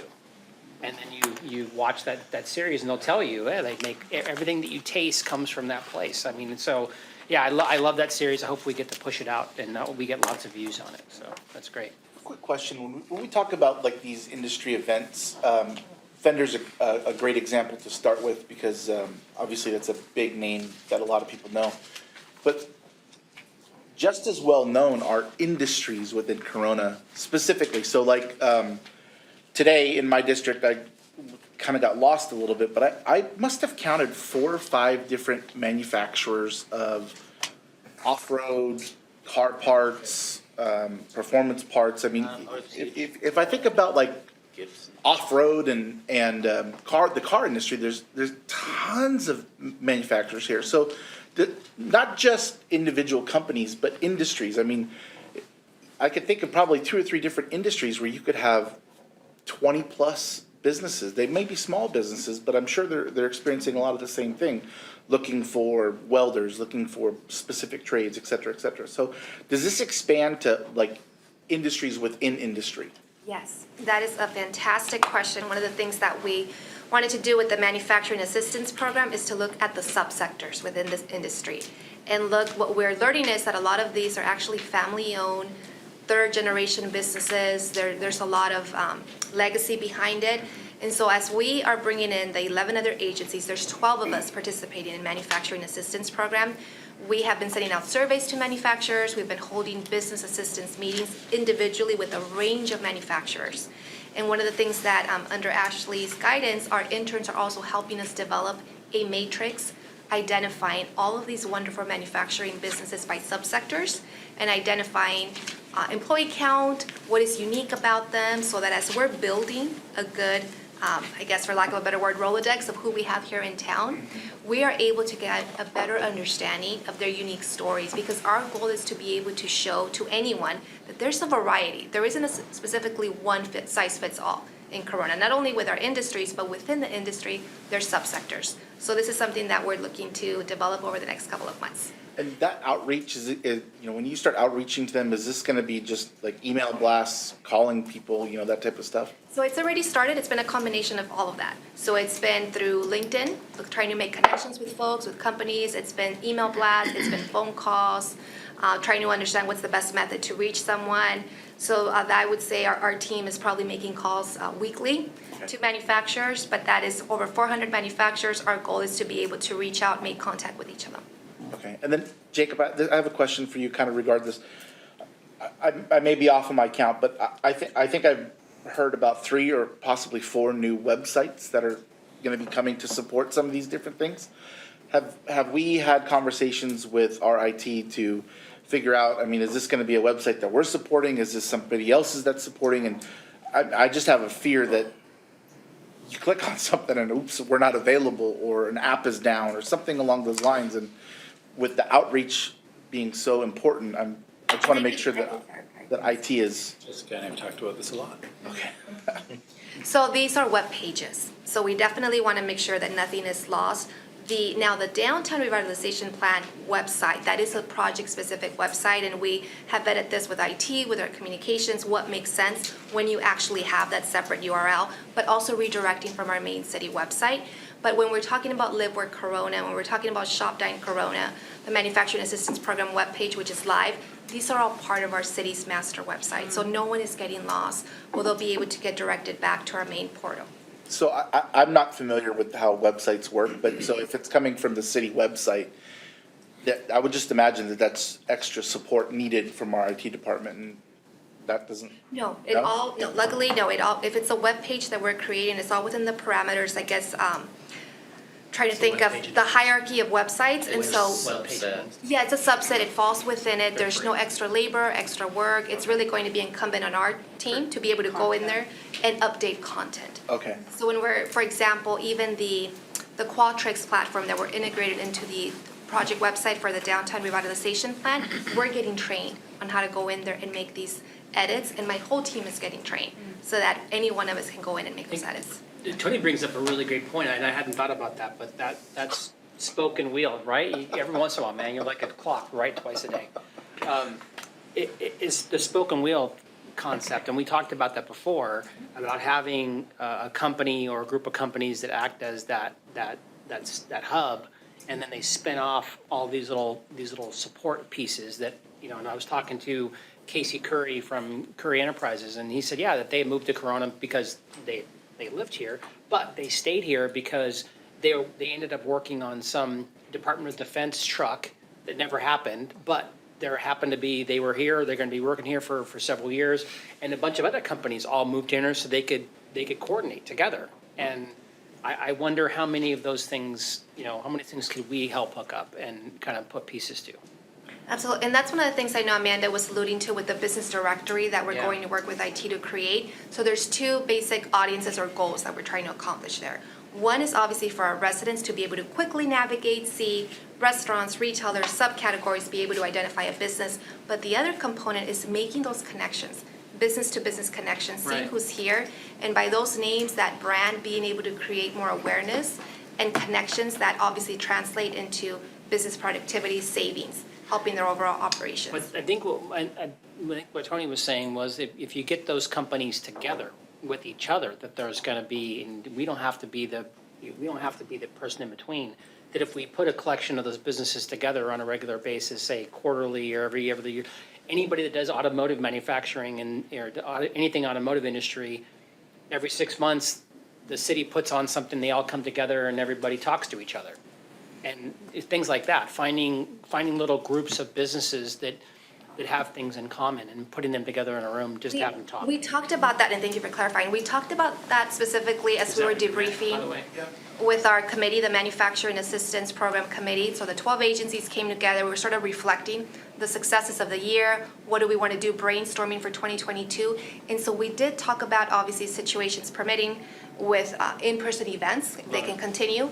We talked about having one sort of a twist on the manufacturing roundtable, where it's now in-person, folks are coming in, we're making those connections, they're seeing the different subsectors. Leading up to that event, we're actually highlighting the various subsectors in manufacturing, creating awareness so that they feel, truthfully so, that they're going to be part of this program, that we're highlighting all the range of subsectors within industry. And then when they come to the event, there's opportunities for them to network with one another. We're providing the venue, we're providing the speakers, and then they can form those relationships. Love it. Any other questions from my colleagues? Okay, Ms. Edwards, are there any speaker cards from the public? Okay. I would be remiss if I didn't point out that Curry left Anaheim because they were displaced by a grade separation project. Forgot that part. Small amount I remember. These websites and these portals seem to be largely for the consumption of friends and family within the building. Businesses generally that I know of, that I talk to, don't really spend a lot of time going on these things and just exploring the larger conceptual framework that the city's laying out. They'll go on a website and look around if it's practical. Can I find employees? Can employees have a job here? You know, am I going to make some sales because I'm participating in this? I don't really, it's not like most people I know that are in business for themselves really have time to, to worry about the larger ebb and flow of community development in Corona and our larger vision for where we think we're going. So, I mean, I really think you ought to have at least some sort of practical, on-the-ground component to these, that gives them a tangible reason on a regular basis to come and click on the website and look something up, find some services, find some employees, some place where people can, where employees and employers can meet. Here's the jobs that are available here, and a registry or something, it would probably be more useful to host that if we're trying to get people off the 91. I mean, it is a nice thought, but I don't see anything in here that actually makes those things happen just yet. I mean, it needs to be something more practical. Thanks. Any other cards, Ms. Edwards? Okay. All right, well then, thanks, team. We appreciate you. Thank you. Thanks, guys. Thank you.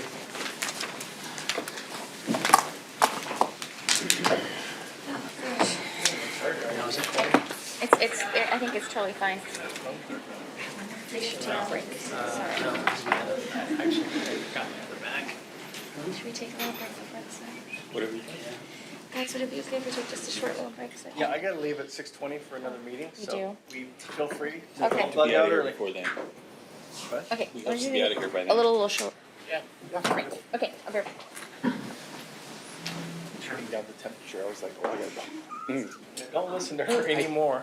I turned it back on. Because she was like, I just finally defrosted after that last. He said he had a scratch throat.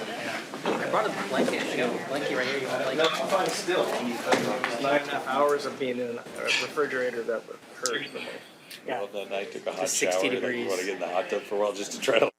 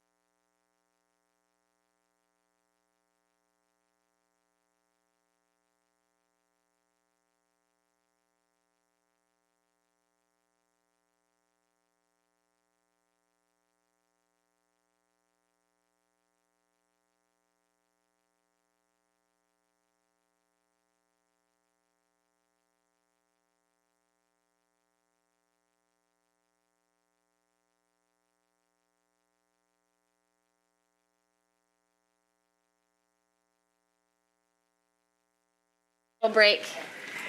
Appreciate it. Yeah, was good. Okay, 2 more items. Thank you. Let's go to item number 4, presentation and discussion on sidewalk vendors Your within worship. public rights of way pursuant to Senate Bill 946. And we have Ms. Joanne Coletta, Planning and Development Director, who's going to present the report. Yes, and I also want to let you know that Dean will be sharing in this presentation with me, and he's attending via Zoom, so he will chime in when he is set to speak on his slides, okay? So- All right. All right, so as you indicated, we're going to give you an overview of SB 946. This was a sidewalk vendor ordinance. We're also going to talk to you about our current municipal code when it comes to peddlers and solicitors. We also did a comparison table for you to look at the city of Riverside and the county of Riverside and just show the differences in their sidewalk vending ordinance. And then really looking for direction today from the committee on preparing an ordinance related to this so we can get ourselves up to speed with the current law. So really the ask today is that we're asking for the committee to provide us direction on preparing a draft ordinance for sidewalk vending. And what we would do based on what we hear from you today is come back at a future city council study session with a draft ordinance. So this law became effective in 2019 and it's already adopted into the California Government Code. And basically what it says is that local agencies can establish regulations for sidewalk vendors as long as they are in compliance with this law. It also stipulated that in terms of enforcement, the only thing that the local agency can do is administer administrative fines. So that would be the penalty on anybody that would be breaking the law. This is just a quick definition of what is a sidewalk vendor. It's basically a person who sells food or merchandise from a non-motorized conveyance. So it's non-motorized, meaning it's not a vehicle, and it can be a push cart, a stand, it can be on a table, it can be in a bucket. So as long as it's non-motorized, they are allowed to vend within the sidewalk.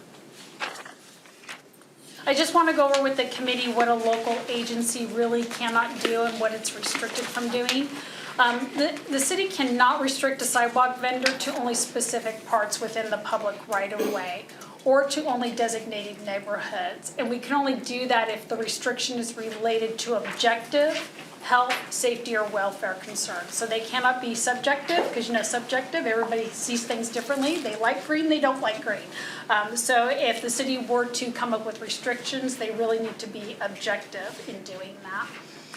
The law also clearly states that any perceived community animus or economic competition is not a constitute an objective of a health, safety, and welfare. So they make that very, very clear because obviously the legislator that wrote this knew that was going to be coming.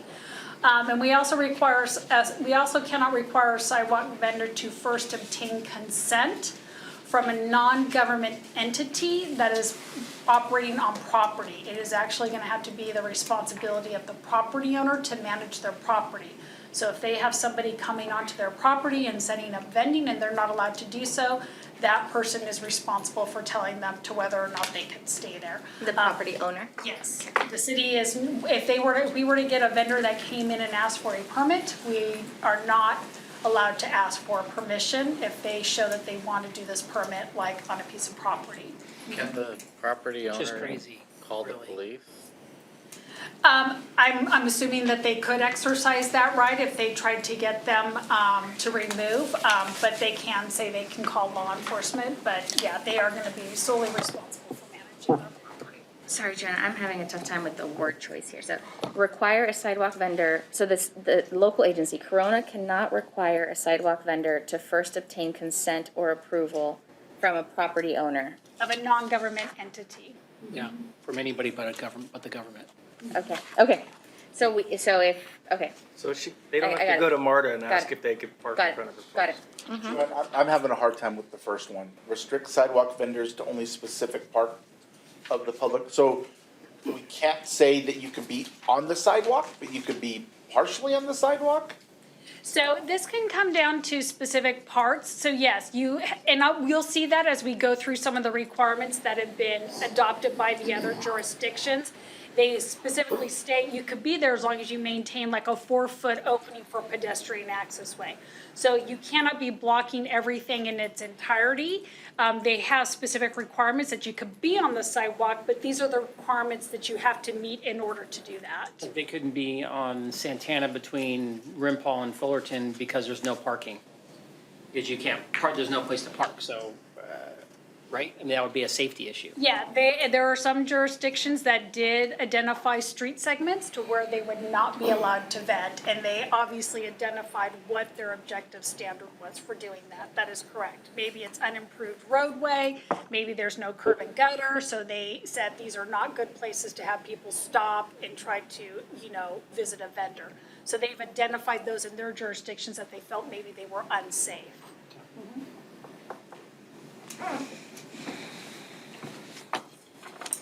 It also says that we cannot limit the overall number of sidewalk vendors, again, unless the restriction is related to health, safety, and welfare concerns.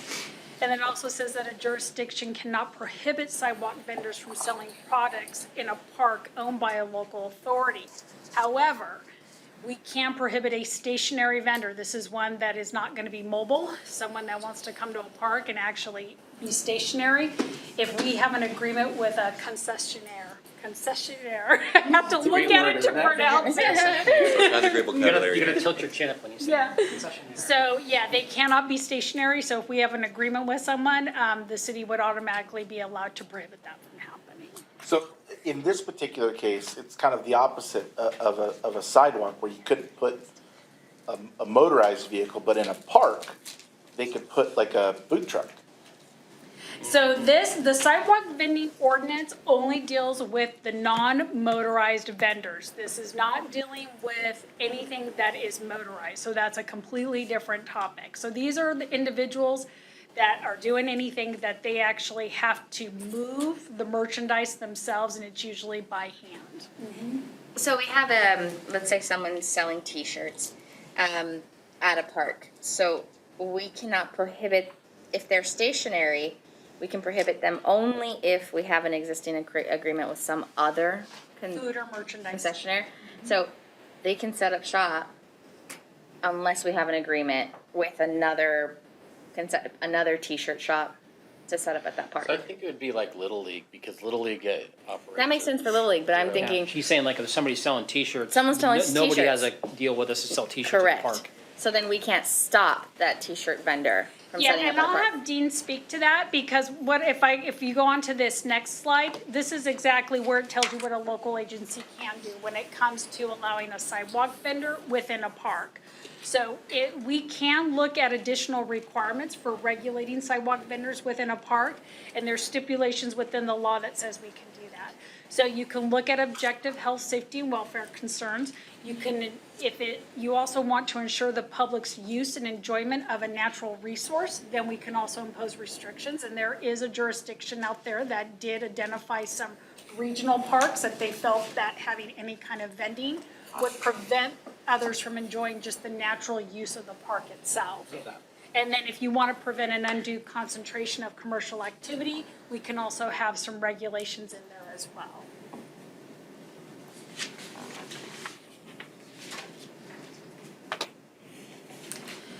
We also have the ability, if we have farmers markets here in town, so you can always, establish a regulation on how far a vendor can be from a farmer's market or a swap meet.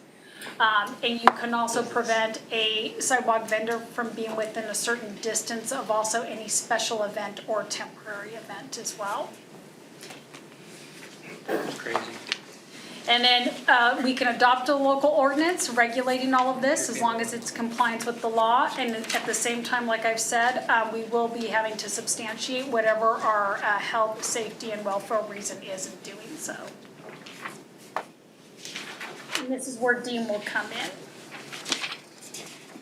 So I'll jump in here and talk about some examples of the health, safety, and welfare concerns. One of those is the hours of operation, and as we discussed later, it's going to be a little bit different than how we currently handle it in our ordinance. We have specific times because We have specific times that are applicable throughout the city because what the law now says is that the hours of operation in commercial areas anyways, non-residential areas have to be the same as other businesses in that area. So the hours of operation are going to vary by the area of town. We also can regulate based upon sanitary conditions, of course, and then ADA and other applicable laws, like, for instance, county food permits.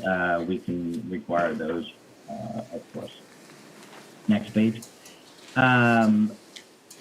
For examples is we can require a business license and a regulatory permit. We've had a little bit of a dispute with one of the vendors that's out there now who believes that we can only require one of those items, but we think it's abundantly clear by the law that we can provide, or we can require both a business license and a regulatory permit, and that's what we intend to do in the new ordinance. We have to accept alternative forms of identification in addition to Social Security number, that Social Security cards, that's specifically called out in the ordinance as well. When it comes to enforcement, the state law is now very stringent about what we can do. Violating the permit is subject to administrative fines only, and they've provided statutory limits. $100 for the first violation, $200 for the second, and $500 for the third within a 12-month period. What the statute then says is that for the fourth violation, we can revoke the permit for the term of the permit. So if we're going to have an annualized permit, that won't be all that effective in many instances. It's also not clear that the fourth violation has to be within the 12-month period. It does not, the statute does not say that. So that is one issue that we will be looking at and making a determination about how we draft our ordinance. Probably appreciate some input from you on that particular issue. When we talk later, that's one of the things that we would like to hear from you is how aggressive or restrictive we want to draft this ordinance or permissive. So again, the fourth violation does not clearly say that it has to be within the same 12-month period. So that's a bit of an open question. And also it doesn't say how long the permit needs to be. So whether we want it to be a one-year permit or not, for the simple, for the off chance or the those situations where we're revoking a permit and how long that might last. For those who are operating without a permit, same thing, we can only impose an administrative citation. The fines are a little bit higher, but also statutorily imposed. The statute then goes on to say that if they get the permit, we have to reduce those fines to the amount of the lower fines for folks who violate an existing permit. It also says that we have to have an ability to pay provision in our administrative fines provisions, so that they could be, if they're able to show that they have lower income, that they would pay at a lesser fine. And we have similar provisions to that already in our administrative fines and penalties ordinance, so we will be applying that. With respect to the city's existing ordinance, we've put together a chart here that shows what is currently compliant and what isn't compliant. What we're going to be doing is taking the city's existing ordinance, which combines peddlers and solicitors being people who do not sell things, but maybe go door to door for solicitation purposes, religious, charitable, those sorts of things. We're going to be breaking that chapter into two different chapters now, one for peddlers and one for solicitors. Some of the key provisions that will appear to be no longer permissible under the new statute are criminal background checks we're no longer allowed to do. Therefore, we can't deny a permit based upon what is discovered in the criminal background check. Again, as I mentioned earlier, the hours of operation will vary, and there's absolutely no criminal enforcement to the violations of these provisions. So what we provided to you was a comparison of ordinances just here locally. So you have the Riverside County ordinance, and then you have the City of Riverside ordinance. So just so it was easy to understand, it was broken down into a table to where you can see some similarities and where you see that they're rather different. In both instances, both jurisdictions require that vendors get a sidewalk vending permit. And then the city of Riverside, in addition to that, also requires them to get a business license. So they are requiring 2 forms of permitting. And then the Riverside County ordinance also requires them to get any other permits from any other regulatory agency. A good example is Department of Environmental Health, because if you're selling food, that's an important one. There are. One second, Joanne. The city of Riverside does not require a health permit? They did not have it stipulated in their ordinance that they were subjected to that. However, Riverside County Environmental Health will trump that and will make them get a permit. So if they get a complaint that there's a non-licensed vendor out there, they have their own inspection team that would go out there and do their enforcement. So if a food vendor in the city of Riverside does not have a health permit, the city isn't requiring it, but the county may if they go out and I think enforce. the county is, because the county Yeah. controls health. Yes. The county will always have that authority. Is there a chance that the city of Riverside did that because they know that the county health agency may or may not be out there enforcing on a regular basis? I couldn't answer that. Is there a health permit to sell oranges from the side of the road? Does that even exist? It comes down to prepared food. So if you're just selling a bag of oranges, that is different than if you're actually going to be preparing the food and if you're actually touching the food. So that is different criteria. So the Environmental Health Department does have all of its criteria outlined, and they're very good about providing the flow chart of what people need to do. So yeah, once you start taking food from its current form into a different form, if it requires refrigeration or heat, they do have requirements for So that. tacos would be an environmental permit. Absolutely. Oranges or bananas. On a bag. Peel that orange. Yeah. Sorry. Yeah. Yes. So, going on, they had clear regulations in there, maintaining 4 feet of area. That is really just an accessibility area between the table and, any edge of curb. You want to make sure that you're not obstructing any pedestrian access. Riverside County did have a distance to schools during school days, and that was 500 feet, but Riverside was silent on that. Again, both prohibit obstructing any kind of traffic or pedestrian vehicular traffic. There are painted zones in these cities and jurisdictions, so they did have a 15-foot requirement. The county did stipulate that vendors could not be within 500 feet of a freeway exit or entrance. City of Riverside was silent on that. And then distance to any hydrants, bus stops, or signal crossings were both consistent at 15 feet. They did also have distances to fire stations, police stations, hospitals, driveways where ambulances come and go. One required 200 in the county and the city required 50. So just a difference, what the jurisdictions are requiring. Edge of curb, the county did say you cannot be closer than 5 feet. The only thing that the Riverside ordinance says is that you can't be adjacent to the curb, but there was no distance right there. So obviously, I think they must be falling back on the 4-foot requirement. Any distance to a building entrance was stipulated by the county as well as a distance to another sidewalk vendor. The city of Riverside had no distance to another sidewalk vendor, so they were not going to regulate that. Both ordinances were in compliance with state law. They just said whatever the hours of operation are on that street of other businesses, the vendors are to comply. And then stationary vendors in both cases were prohibited in residential streets, and that's currently the same for what we do right now under our current ordinance. Roaming vendors, however, are allowed as long as they're roaming and they're not staying in one place. John, really quick, the hours of operation, you said based on the hours of the operation per state law. So there's a taco shop that sets up the 99-cent store. He couldn't operate past the hours of the last business. So let's say it's the 99-cent store closes at 8. Taco shop has to close up at 8. So the law says we have to treat them the same as any other businesses operating within that street. So yes, if you I'll have Dean verify, so if you got a complaint that 11 o'clock, there's a vendor still out there operating, but all the other businesses shut down, it's my understanding that we would have the authority to say they're not allowed to do that. Dean, is that your interpretation?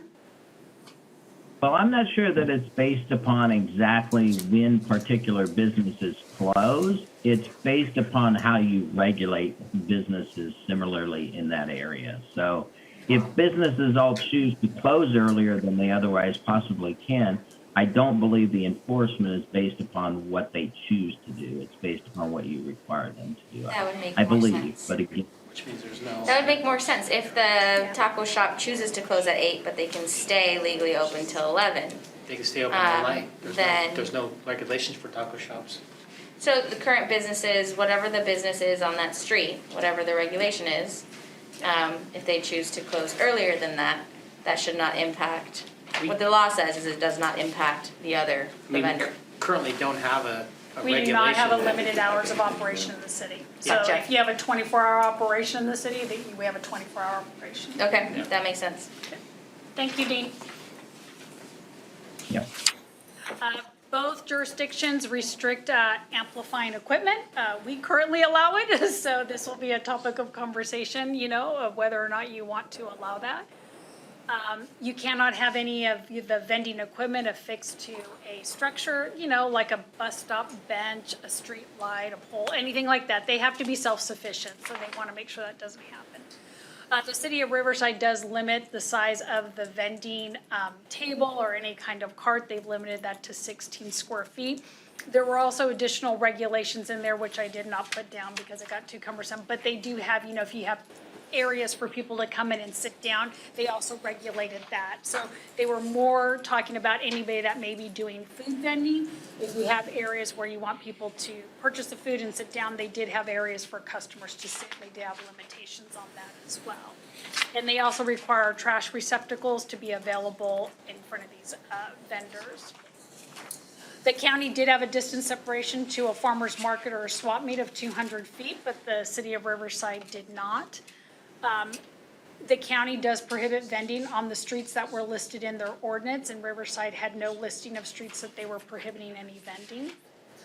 That couldn't be done anyway, as per Well, the. it can be, but it has to be. If your has to be- objective health, safety, and welfare concern, yeah. How many streets did the county identify as objective health? Safety? What was the phrasing? They had quite a few, and it could be, given that it's such a large area, it could be due to the fact that maybe there was unimproved areas. So they had an area identified in West County, East County. I'm guessing Cajalco would be a big one because there used to be a lot of street Hold on, vending on hold on, Cajalco. let's So they not- look like they had 21 streets. 21 streets. Uh-huh. In this ordinance, and they clearly called out the segments. Okay. And the health reason, or the objective reason why. I'm sure it's in there, it doesn't have in this particular ordinance, but I think probably in another write-up it would have it. This is what you're able to pull. I mean, you didn't have all the random questions that you could think of prepared. And I know that they did on Cajalco because there used to be a lot of vendors on Cajalco. Still is. And no, but they've all moved interior, they've all moved inside. They used to be right on the edge, and somebody got hit and killed. Somebody got hit and killed in Mead Valley, and somebody got hit and killed at La Sierra in Cajalco. So pendulum always swings, right? So we talked about, we can prohibit stationary vending if there's a concessionaire agreement, and then we can prohibit vending in certain regional reserves or open space parks, and Riverside County did not, but the city of Riverside did identify, they have some, I guess, regional natural open space parks. They're not like active parks, so they just wanted to maintain that aesthetic environment for hikers and everything like that. And same with the city, we currently don't allow anybody to be vending within the center meeting of a street. Before you go on, I see we're gonna go into the proposed ordinance, and I had flagged, we went by this slide so quickly that, can we go back to this slide where we have the compliant, non-compliant? I just wanna make sure I'm understanding this correctly. Sure. This is both columns, this is cumulatively what our code is. And the items on the right are the things that are no longer able. Okay, cool, thank you. That's it. Yes, we're gonna be fixed, and we've been working, we met with PD. They're currently the permit provider of sidewalk vending, and so the intent is to have that taken over by planning and development and using a process that is a little bit easier than what it currently is. Got it. So on slide 24, we have several examples of things that we can include in this ordinance, most of which are things that Joanne has covered in both the county and the city their ordinances. So really what we want to know from you is what are the types of things that you might want to see in the ordinance? And most importantly, how aggressively are you looking for this to regulate? This is a somewhat new statute, of course, and there's a lot of questions that we have yet to answer. Those questions are going to be answered by case law. They're going to be answered, perhaps by new legislation to clarify this legislation. But we want to know, do you want to be less restrictive? Do you want to be more restrictive? Are we pushing the envelope or not in this particular meeting? So what I could do before we get into that discussion, we put in some pros and cons just for the committee to think about. I'm sure there's much more. Just looking at a more restrictive ordinance, it would control any overcrowding of sidewalk vending within the public right-of-way or within our parks. At the same time, it would still allow for opportunity of independent operators, but in a more controlled environment, and also allow economic opportunity for small operators, but in a controlled environment. The con is that when you get into really getting definitive separation requirements, and I'll use an example like in the county, they have to be 15 feet apart, they move, is code gonna be running out there making sure they're 15 feet apart? So in looking at distance criteria, we would want something that can be more visible for us to enforce. And then on the less restrictive ordinance, it's really the same with the pros, but it's not in a controlled environment. The con is that on less restrictive, it's less time spent by code compliance in the field, and vendors participating in a farmer's market. If you're not gonna have a separation requirement to a farmer's market, then you may discourage people from participating in the farmer's market itself, because they're saying, well, why am I part of this group and paying maybe a space? If there's not gonna be a distance requirement, why not just take our opportunity outside the market and do that? So those are some things to consider. Why is that? I'm having trouble understanding that con, the less time spent by code compliance in the field to ensure. Why? I think that was supposed to be a pro. Now. Okay, yeah, okay. So that goes Good up on top, catch. yeah? Yep. Yes. Okay. I put a J next to it just because I knew you were going to catch it. See? There.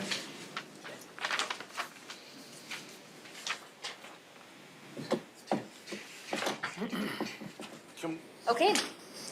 We're at the, Joanne, right? We're at the last Yes. slide. I didn't see it on the screen, but I think we just covered it. All right, let's take questions from our colleagues. We have speakers. I know we have cards to talk about, so let's take clarifying questions before we dive in with direction. So, colleagues, want to jump in with any questions? I have a couple questions. Sidewalk vending now, is that a problem in Corona? Yes. Okay, objectively, can you provide Objectively, is that a problem in Corona? Rachel is my code enforcement supervisor. We do run into them, especially on the weekend, and they do approach them. If they do not have a permit, they give them the information that you need to come in and get a sidewalk, and come in and get a vending permit. Sometimes, they just, pack up, sit there, wait, and call their ride, and then they leave. And then I believe we did some research. We have 3 permits issued for flower vendors right now in the city. Code is familiar with what they look like, so they see them in their regular spots, so they know that they're permitted. But the ones that are new faces, they do go out there and tell them that, this is the process, so you need to, and so they wait. They'll pack up their stuff, sit down somewhere, and wait for their driver to come and get them. Can you provide a number of how often that happens? I would say mostly every weekend we have at least 2 or 3 unpermitted vendors. 2 or 3 every weekend. We have maybe 10 hotspots, 10 to 15 hotspots that we travel through the city. I mean, you know, from the north to the south, and a lot of them are the fruit vendors, because most of the flower vendors that are out there have permit. Do we have any permits for fruit vendors? None. And then it's SB 946, so I'm assuming the city's updating the ordinance to be compliant with SB 946, but is there a timeline to do so? Like, can we take 5 years to update it, or 10 years, or this has to be done in a year? Kind of a thing? Dean, do you want to answer that?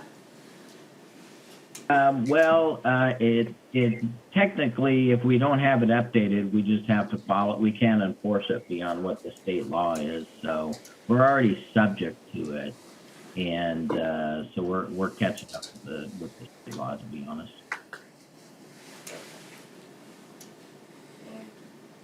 That's it for me for now. No Questions? Just comments? I have a couple questions. Yeah. Actually, I have a question for Chief.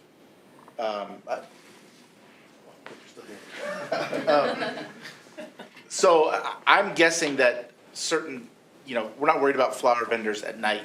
So code can talk to flower vendors during the day, but a lot of the food prep is gonna be at night.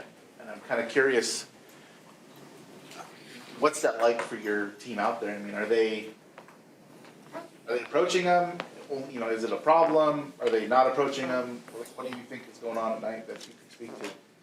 It doesn't, we don't receive a ton of phone calls or complaints about the food vending during the off hours. I know that there are particular locations that are repeat offenders, and our officers have been out there. And typically what we would do is gather the information for the code enforcement follow-up if there's an after-hours response. How do they follow up if they're after hours, though? We obtain their information. That's it. Okay. More questions? Strongly worded text message. Do we have a breakdown or a sense of what, so there's fruit vendors, there's flower vendors. Do we have a sense of the other types of vendors that exist that we're getting frequently in the city of Corona? Apparel vendor? General merchandise. I see a lot of weird things. There's a guy on Lincoln and 6th that sells, that actually would be an objective problem because he sells light up lights and he's there at night. And it's like these bright neon lights that it looks like a disco on the corner. And so every time I drive through that, it always catches me. I'm surprised that I haven't been rear-ended somebody. So can you provide a little bit of a sense of the diversity of the vendors? Here's the Trump guy. Do you see up there?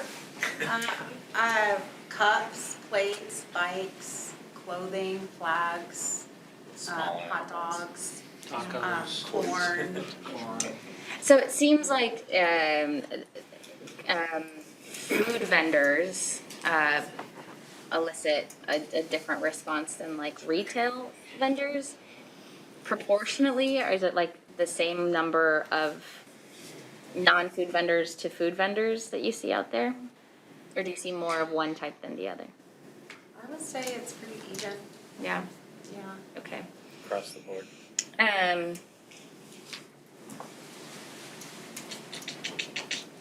Let's see.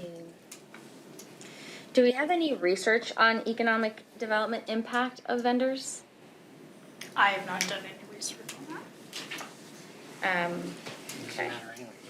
Do we currently have any vendors close to our farmers markets? I would say the closest one that I've known in the past would be on 6th and Main, that vacant lot, that Yeah. Old Honey's, I think it was. Across the There's a street. flower vendor. Yeah. That flower vendor does have a permit, Mhm. but that would be the closest one. And how long have we had the farmers market in the city of Corona? The certified one, and now the vegan one's been less than a year. The certified one, That one we've had, it's been about 10 years. about 10 years. Have we ever received any complaints from businesses when the farmers market first came to town about concerns about the farmers market taking businesses? There used to be like a really small grocery store. I remember, I think it burned down or something like right in that bend. Yep. Was there ever a concern? No, that's when, I remember that time the city was trying to, reignite downtown, and the thought was, let's get a farmer's market there, to get people out there, so, no, did not receive or hear any complaints down in the planning department at the time regarding that. All right. And then, do you know, is there any, and this might be a better question, I wish Jessica was here, for economic development, because it seems like there's a little bit of a bleed between code and economic development when I hear from concerns from folks about pursuing a code like this, about research about the type of customer that goes to a street vendor versus the type of customer that goes to a brick and mortar, whether those customers overlap or whether they're completely unique sets of people, whether it's like a Venn diagram or if it's like the same person, right? Maybe that's something we can look into. Are there current restrictions of what kind of businesses can open next to other types of businesses? So if like the area is zoned for restaurants, can we stop an Italian restaurant from opening next to an Italian restaurant? Yeah, we only have regulations when it comes to cannabis and adult entertainment. Okay. There can be restrictions in a center, like. Sure, like the owner of the Yeah, center make can a do a restriction. non-compete, right? Absolutely. But when it comes to the city's code, the city does not No. regulate whether an Italian restaurant can open next to an Italian restaurant. We review the adult entertainment. And then, Case law on that, actually. and maybe this is also an econ, I'm wondering about taxes. How do street vendors pay taxes compared to how brick and mortar businesses pay taxes? So if we require them to get a business license, the business license has a fee program. So if you are a person that makes only so much money a year, then there's a certain flat rate that they pay as a result of that. And then there are others that will have to submit, if it's a larger business, there's a fee schedule in there on how they're paying their revenue, their business license tax to the city. So it's like any independent operator, they would just get a business license and that's how they would satisfy that. So having a business license would require these Can I street also vendors to pay jump in? taxes. Go ahead. Mayor, can I jump in there also? The statute also specifically does say that we can make sure that they have their California Department of Tax and Fee Administration, their seller's permit. So they would be tracking the sales tax in that way too. To the Got it. Okay. And then one last thing. I know we went to Chief Newman and I figured that we don't have this, but any research on stats of food safety and public safety? Food safety, like, do we have any numbers of like people getting food poisoning as a result from street vendors a year, or how many, public safety concerns result annually because of a street vendor? Is there any source of data for that? That would come from environmental health. Okay. So environmental health has regulations, like if you're buying from a food vendor, their name of their business should be on there, because if they get a complaint, they want to be able to track it. So yeah, those complaints would definitely go to environmental health. They wouldn't come to us because we aren't the agency that's regulating the food permit. But that's information that then can exist. Have we looked at what the results are in the city of Corona for that? Okay. Do you know, does the county environmental health, when they go out to food vendors in the county, do they grade them like they would a restaurant? I know that they grade them. I know the food trucks are graded. I do believe that the carts that they're looking at are also graded. They have actually a very good example of what they look for on a cart itself in order to meet that it qualifies under their requirements. So is But do they have a placard of an A, B, or a C? Yeah, That yeah. I do not know. That I do They have not a know. permit. If they're rolling a cart, they'll have a permit. The ones that But are it's not permitted. graded. It's not graded with an A, B, and C. No, They just get a a permit. lowercase. Yeah. That's all I had for questions. That's all I had for questions for now. Okay, let's go to our speaker cards. Ms. Edwards, are there speaker cards on this item? Yes, and we also received one written comment from Eugene Montanez in opposition of the street vendors, and that will be filed with the minutes of the council received a Got copy it. of those. We have 3 speakers. Okay, great. Let's take the speakers. Make sure we get the mics.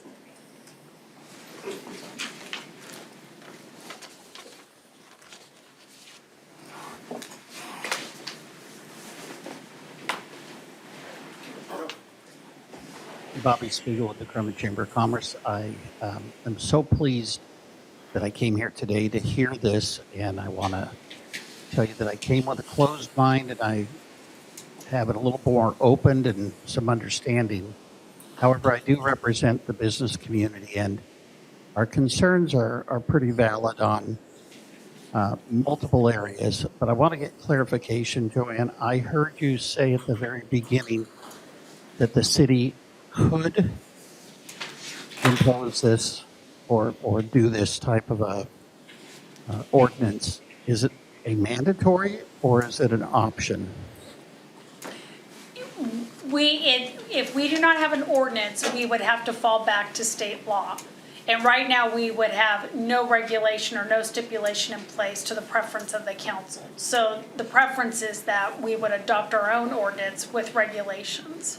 Okay, thank you. And then I know that Marta's got a lot of things that she's going to share, but I know there's some businesses that just, the food ones I'll just talk on. And I think the simple thing would be is if you do have the ordinance, if people just don't shop there, those people will go away. But I don't think that's going to be the case. But from a health safety standpoint, I'm just really concerned. And I'm concerned from an economic standpoint. We just went through 20 months. Some restaurants shut down completely. Some never opened up again. And then the workforce is very difficult for people to still get employment. And I think that this could possibly be something that may generate more closures of other businesses. I want to just get a clarification, either from Dean or from Joanne. You had stated that if someone goes onto private property and they set up their spot, you don't have any jurisdiction to shut them down. Is that what I understood? We only have if they do not have a sidewalk vending permit, then we have the authority to cite them for that. As to whether or not they can be on that property, that is different. So would that be any different than if I own property and I rented it to Tom to have his electrical contracting business there? Why would he have to get a business license then? Do you see where my correlation is on this, or am I way off on my theory? Again, we would have the authority under the law to administer a citation to them if they did not get a sidewalk vending permit. But business licenses are not required in the city of Corona? No, we do require a business license in the city. And every business? I know, I was under the impression financial institutions don't have them, like citizens. I think Dean was going to say something. Yeah. I'm sorry? I think the city attorney was going to chime in here. Dean, were you going to weigh in? I wanted to, yeah, I did. I wanted to clarify in case there was a misunderstanding. When the statute talks about the inability to require landowner approval, it's talking about adjacent landowner approval. So in order to be on the sidewalk in front of a private business, we can't require them to get the permission of the private business. Them going on to a shopping center's lot itself to conduct business is a whole different thing. That's not the consent that we're talking. I don't believe this removes the ability of the owner of a shopping center to prevent them from coming onto their shopping center and setting up a tent and selling food. It just talks about the sidewalk adjacent to the private business. Thank you, Dean. I'm going Hopefully to, who do you want us to go to next? Who wants to speak? Who wants to speak? Okay, Martha wants to go last. Second speaker, do you want to speak? Okay, then will you? Yes. Go ahead, sure. Hello, Council. Marta Cortez with Eduardo's Mexican Restaurant. I have something written down. I know street vendors are in our future. It's unavoidable. But I do have concerns, especially with the food vendors. And a lot of it is based on what I've seen already different food vendors in the area. My first concern is health and sanitation. As a food establishment, we are required to abide by strict health and sanitation regulations. We need equal standards for food vendors. Even though LA County has lowered their sanitation requirements for street food vendors, they are currently struggling with getting vendors to comply. There's less than 5% of food vendors in LA that have a health permit. So 95% or more are unpermitted. And most of this is because their carts or whatever they're using is not up to standard for food vending, and they're not using the proper sanitation procedures. So if you need, and there's an example of that here locally, and I know the food stand by the 99-cent store has been mentioned. If you guys haven't checked it out, go check it out, because the conditions they're serving under are not good. And secondly, it's absolutely necessary that all street vendors comply with all laws, acquire all necessary permits for all corresponding taxes, that they carry insurance. And as a stationary business, we have to comply with all of that. So I think that they should also. Again, in LA County, they're struggling with the majority of vendors working without proper city and health or state permits. We need to be ready to enforce all regulations and laws for unpermitted vendors. So if we're going to go ahead with this ordinance, we need to be ready to enforce it, because otherwise it's going to be like LA County. Also, I think there must be some protection for brick and mortar businesses. I heard the presentation. I know there's not much that can be done, but if there's anything we can do, we should set up something to protect businesses. And lastly, it's been a difficult 18 months for restaurants. And, like it was mentioned, a lot of them have closed. A lot of us are still struggling with, we're still looking for staff. We're struggling with higher prices. And just, it's been a difficult 18 months. Allowing food vendors to set up shop feet away from food businesses could not come at a worse time. So I don't know if there's anything we can do about that. Like I mentioned, LA embarked on this venture 2 years ago, and they have not been able to have a successful program. I know Riverside is only now beginning a program. So I don't know, maybe we can wait on this and do more research and see how they proceed and see what happens, because there's a lot of unknowns in the situation. Maybe just wait and see how that evolves. And lastly, I hope before you do write up an ordinance, you engage the segments of the business community here in town in regards to it, get their opinion or all of our opinion. I only found out about this topic in the study session this morning, and I'm sure nobody else in the industry knows what's going on.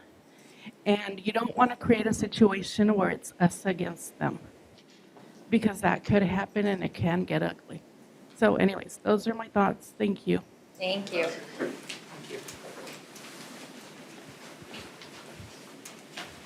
I'd like to second what Marta said. This discussion, we always say, well, the vote isn't going to happen today. Nothing's happening today. This is all going to come back. The cake is ordered today, and then you go in the back and you bake it, and then when you go to the next meeting, you're voting on whether you like the cake that you ordered and then was subsequently baked. So this discussion should happen in front of the larger community at a regular meeting with some outreach. This really is economic development as well. I really think there ought to be really significant restrictions, but also some carrots, some places where these people can do business and where we can send them business in a place that'll be beneficial to them and to the city. Because some of these street vendors are cool and they have good food. This is not all bad, but it needs to be done in the right place, and we need to have something that benefits them and stops 4 people from the narrow sidewalk in front of Marta's restaurant, you know, because, I mean, it seems like a lot of times these guys are opportunistic.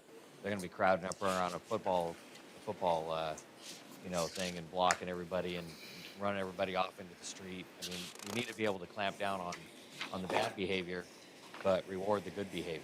You know, I mean, I was joking around earlier about maybe we ought to have a vending portal or something for people to get tacos. You know, that's something where we can help them, you know, for good behavior. But this discussion before this cake gets ordered really ought to be in front of a wider audience at a bigger meeting, you know, in a place where you can actually hear from the people that are going to be affected, whether vendors or brick and mortar, you know, or residents. It lets everybody learn what the law says and then what our possibilities are and then act upon it. Is there any other speaker cards? Can I Okay. add something? Oh, go ahead. My concern is for the industry in general. I'm not so much worried about my restaurant. I'm not so much worried about the effect on my restaurant in particular, just the industry in general.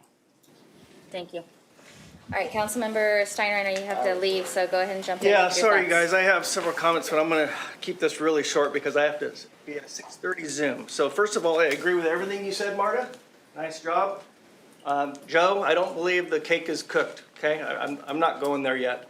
And I say that because, and Joanne, you mentioned that we're comparing Riverside City to Riverside County, just kind of out of ease there a little bit, right? Just,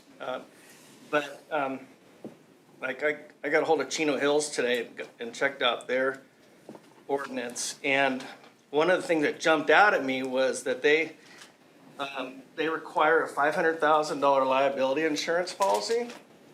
York Melinda, I checked with them, they got a $1 million policy that they require. So there's things like that that are not listed on our things that we require now. They require permit decals to be affixed on whatever apparatus they're using to clearly identify that that they got a license. There's some school drop-off and pickup restrictions, being too close to them. 500 feet from a farmer's market. They can't operate in residential zones. There's height and safety restrictions based on the apparatus. I found it interesting that there was 21 areas identified in the county. There's 15 identified just in Chino Hills. So I think we need to do more homework, and there's plenty of other ordinance out there that we should look at and make sure we're not forgetting anything. My overall feeling is that we should make these vendor restrictions as severe as we can make them, as restrict as we can make them, and support our brick and mortar and support all the things that Marta had said. But we need to do more homework and look at other ordinances and come up with a very strong anti-vendor ordinance. And with that, I gotta go. Do any of my other colleagues want to jump in? I think that there are some additional ones for us to take a peek at, and I'd like to also, you know, kind of pause a little bit, even though I know that we're out of compliance right now and that there's a little bit of an open book. I think right now, Riverside is reevaluating theirs, and they're actually going to look at what these things are going to look like. You know, and I say it all the time that in business, it's great to be first. You capture market share, you capture profit. In government, being first is a bad thing. So allowing some of these other entities to see how they've complied with the new law. I like some of the things that Jim was talking about, and I do think that we need to find ways within the law that we can ensure the public's health and safety. And I agree. I feel for people that want to find ways to make money and want to find ways to be part of the community, but you have to participate the same way everybody else does. So within reason, of course, and I think that there's ways for us to do this that don't impact folks that have been in the community for years and invested, hundreds of thousands of dollars to open their businesses. So I think that we should look at a couple of other cities, see what additional things we can add in to have a really good, understandable and tight ordinance, and be able to review some of these things as well. That's it. Thank you. Okay, do my other colleagues have thoughts? Go ahead. Oh, sure. Age before beauty. Great. So when I first saw this on the agenda last Thursday, I didn't think it was going to turn into this, but here we are. I have a soft spot in my heart for the flower and fruit vendors. I think these are good people trying to feed their families, and there's a part in this where compassion needs to come into play. And I really liked hearing that the flower people pull permits. I thought that was super cool. So I'm hoping as this ordinance is drafted, that we can have some compassion, especially for those people. For the food prep vendors, I'm not as compassionate, because I think it's not people trying to feed their business, their families, as much as it is an entrepreneurship ability.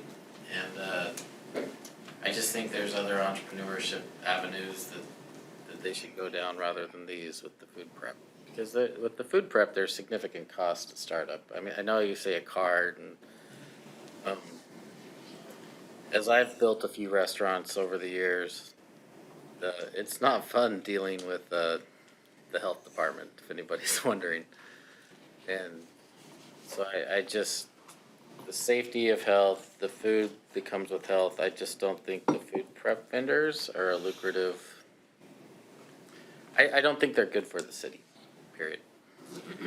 I really did like Joe's idea of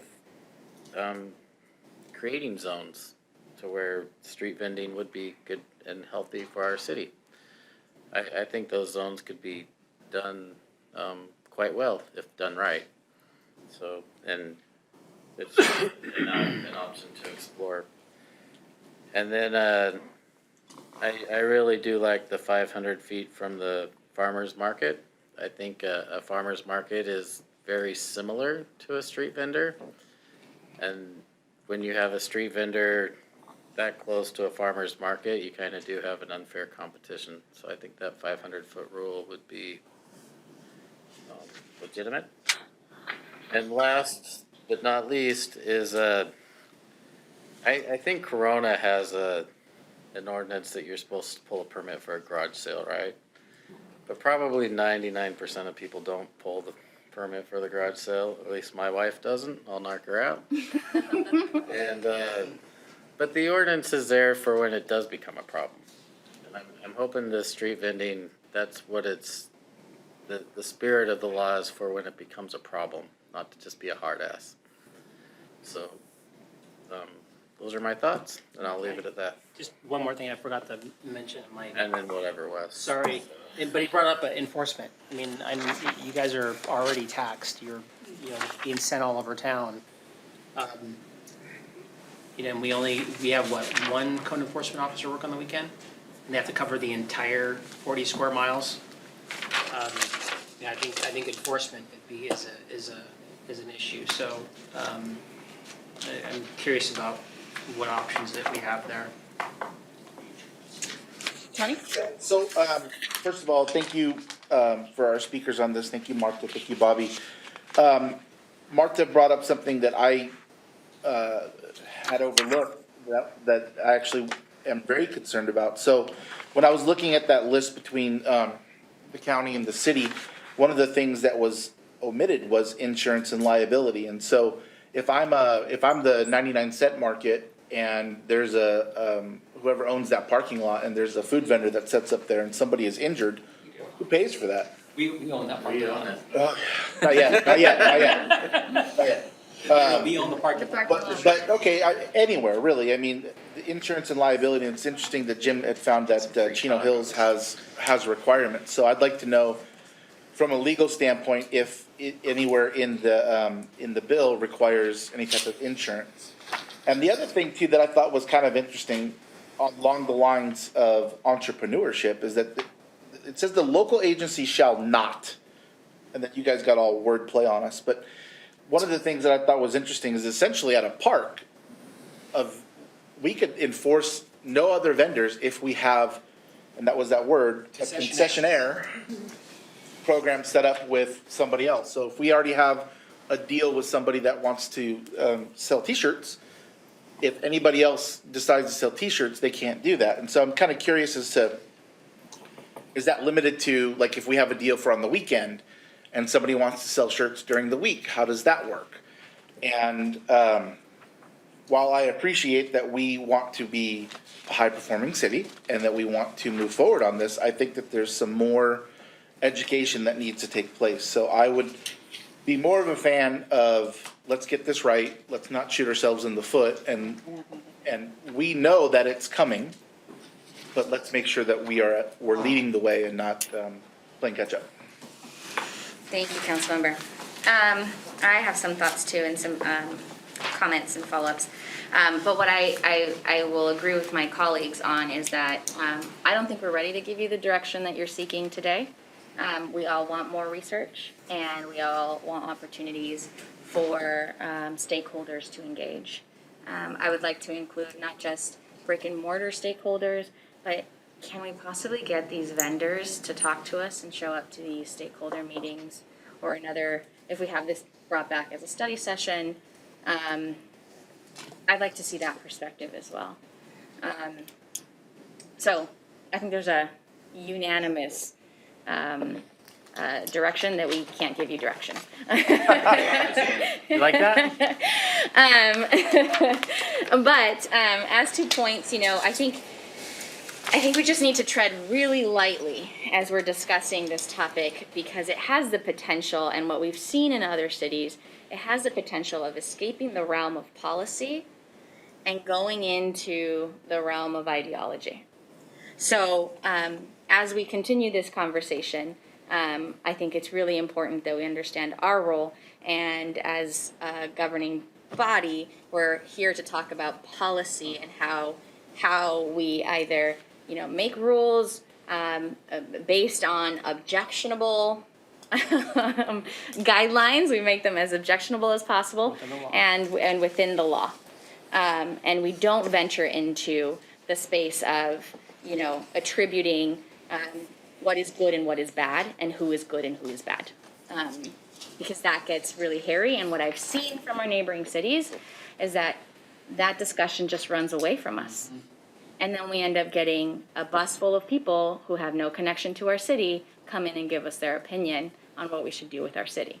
So for as intentionally as possible, let's pursue this within those parameters. So, Ms. Coletta, so I understand this correctly, what's not on the table is whether or not this is legal. This is legal at the state level. Street vending is legal. And the city of Corona cannot pass an ordinance to make that illegal, correct? That's correct. Okay, so that's not on the table. What's on the table is what around the parameter can we control? Okay. Yes, go ahead, Can I Dean. clarify one? I think you are giving us the direction that we were looking for. We were not looking for specifics of, do you want 3 feet from the curb? Do you want 4 feet from the curb? We were looking for, what do you want? What type of ordinance do you want? A less restrictive, more restrictive? And we're hearing that we want more research to know exactly how restrictive that the ordinance can be, including zones or areas and things like that. That's not what I've said. I would disagree with that too. Yeah, Well- that's not how I'm reading it. Well, I'm not, Well, I think. I guess what we're telling you, Dean, is don't draft anything yet. Do not start drafting. I think. No, we're not looking to draft. We're looking to research particular issues that we're hearing raised. Right. Totally and correct. having Yes. discussion. Right. We're not- We're saying not we need a looking study to grab session numbers. to talk about Yeah. these things. And I think the conversation you've had here has been helpful, because it's set us in a direct, gives us a little bit of hedging things in a little bit, so we can hear what your concerns Yeah. are, where you want us to focus in Yeah. on, and then we can develop this more and have some more outreach, give a good discussion for you in the future, where you can actually really get Yeah. into the details a lot more. May I heavily. please add, though, the things I'd like to see when this returns.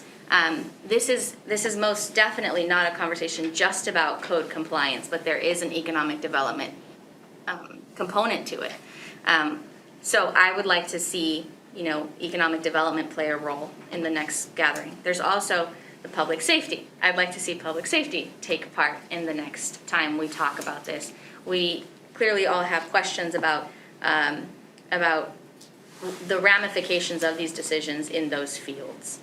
And to the extent possible, if we can make, the next discussion based on, data or evidence from our neighboring cities or any research that's been done, that would be extremely helpful.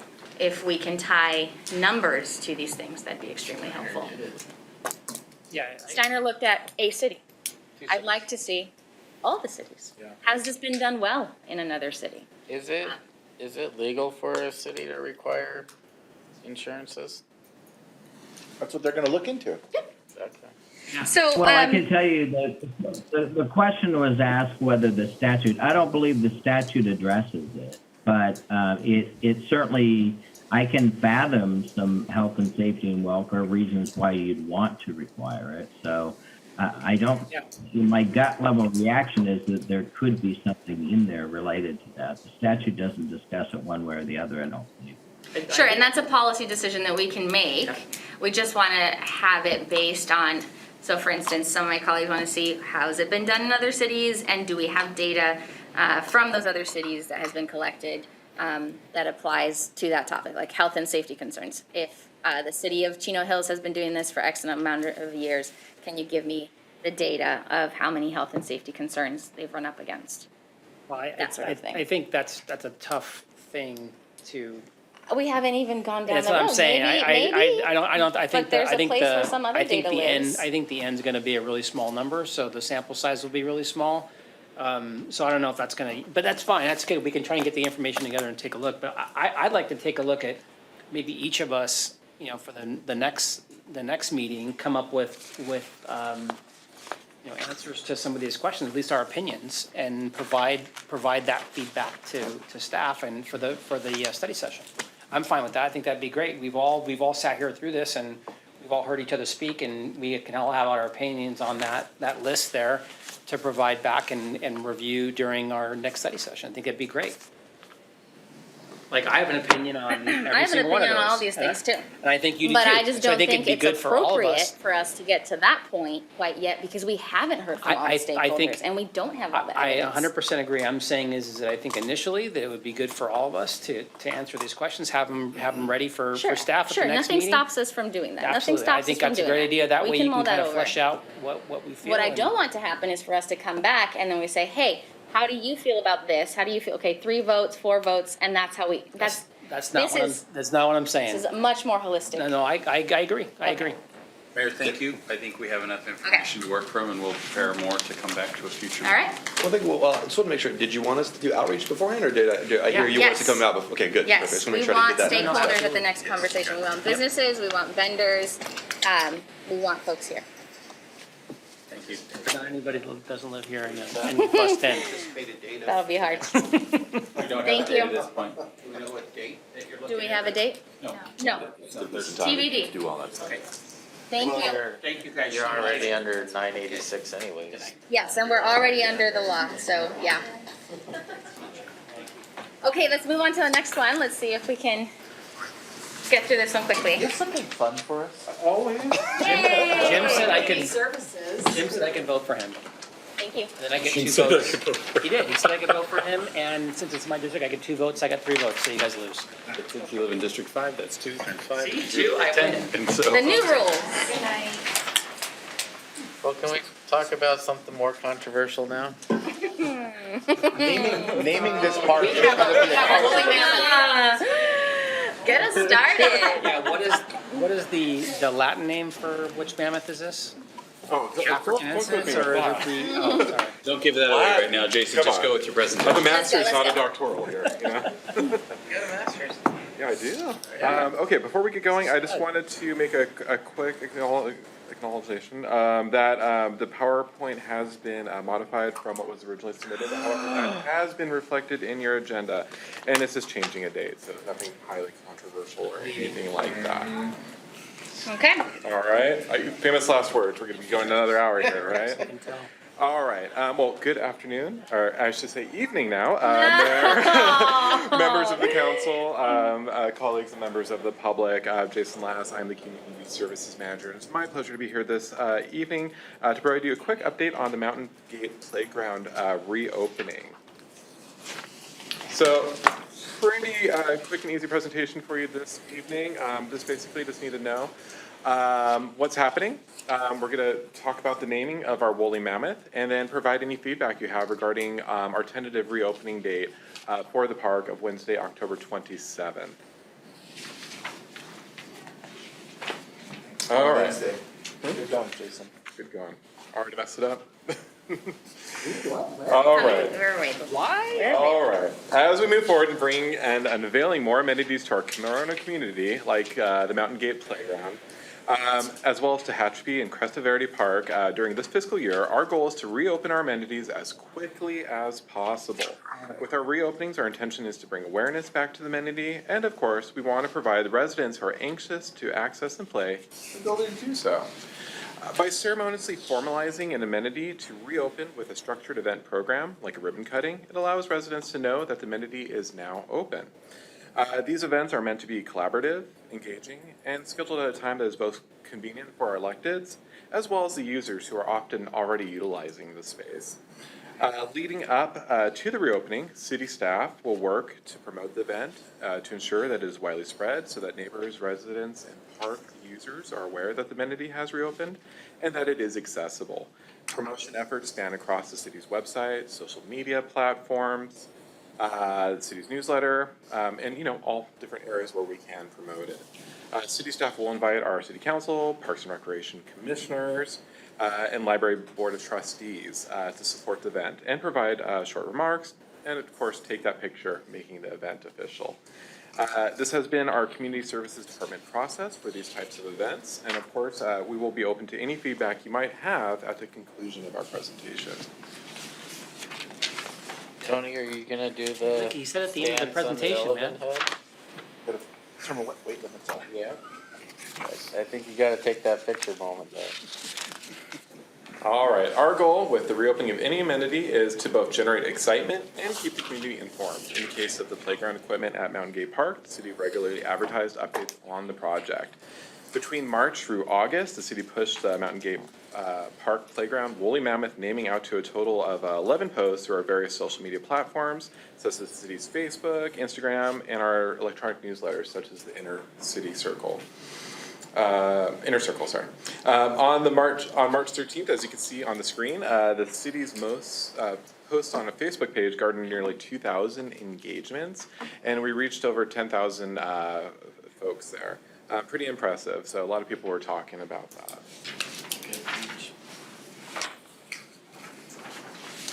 Based on our standard process, the Community Services Department is excited to have the opportunity to reopen the Mountain Gate Park Playground to our community with all of its new amenities.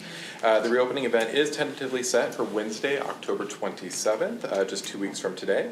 The program will start at approximately 3 p.m. With the ribbon cutting ceremony to begin at 3:15 p.m. Again, a very short and abbreviated presentation with the intention to open the amenity as quickly as possible. Here, we of course invite our mayor, our council, as well as everyone, including our park users, who made the reopening possible to join us as we officially cut and make it official that the park has reopened. Is there a program on that day? Is 3 to 3:15? Or is it gonna be, or will it be like Lincoln Park where it was about 15? Yeah, same as Lincoln or Santana. Okay. Griffin. Yeah, we just really want to promote the awareness. Yeah. The pyro is not allowed within the park. That's right, we already had that He's like, nope. Just wondering, just because that day, I know we have the study session at 4. Yeah, we want to make sure you guys have enough chance to get back there Okay. too. Get to play at the park? For 5 minutes, and then we gotta go. It's an early release date for Yeah, schools right. too. That's so funny. Early Okay, release for council and. I know, right? It's gonna be tough to get in there. It really is. All right, so then to close out the program, we will ask for everyone who is interested to gather in front of our park amenity to join us for a group photo to celebrate the long-awaited occasion. And of course, after the photo opportunity, we invite our community to engage and interact with the new structure and see how our residents are enjoying it. All right, I guess this is our most controversial piece here. So today we have one final request. We're asking Ms. Foddy to assist with a very important task. We need your help to determine the final name selection for our woolly mammoth at Mountain Gate Park.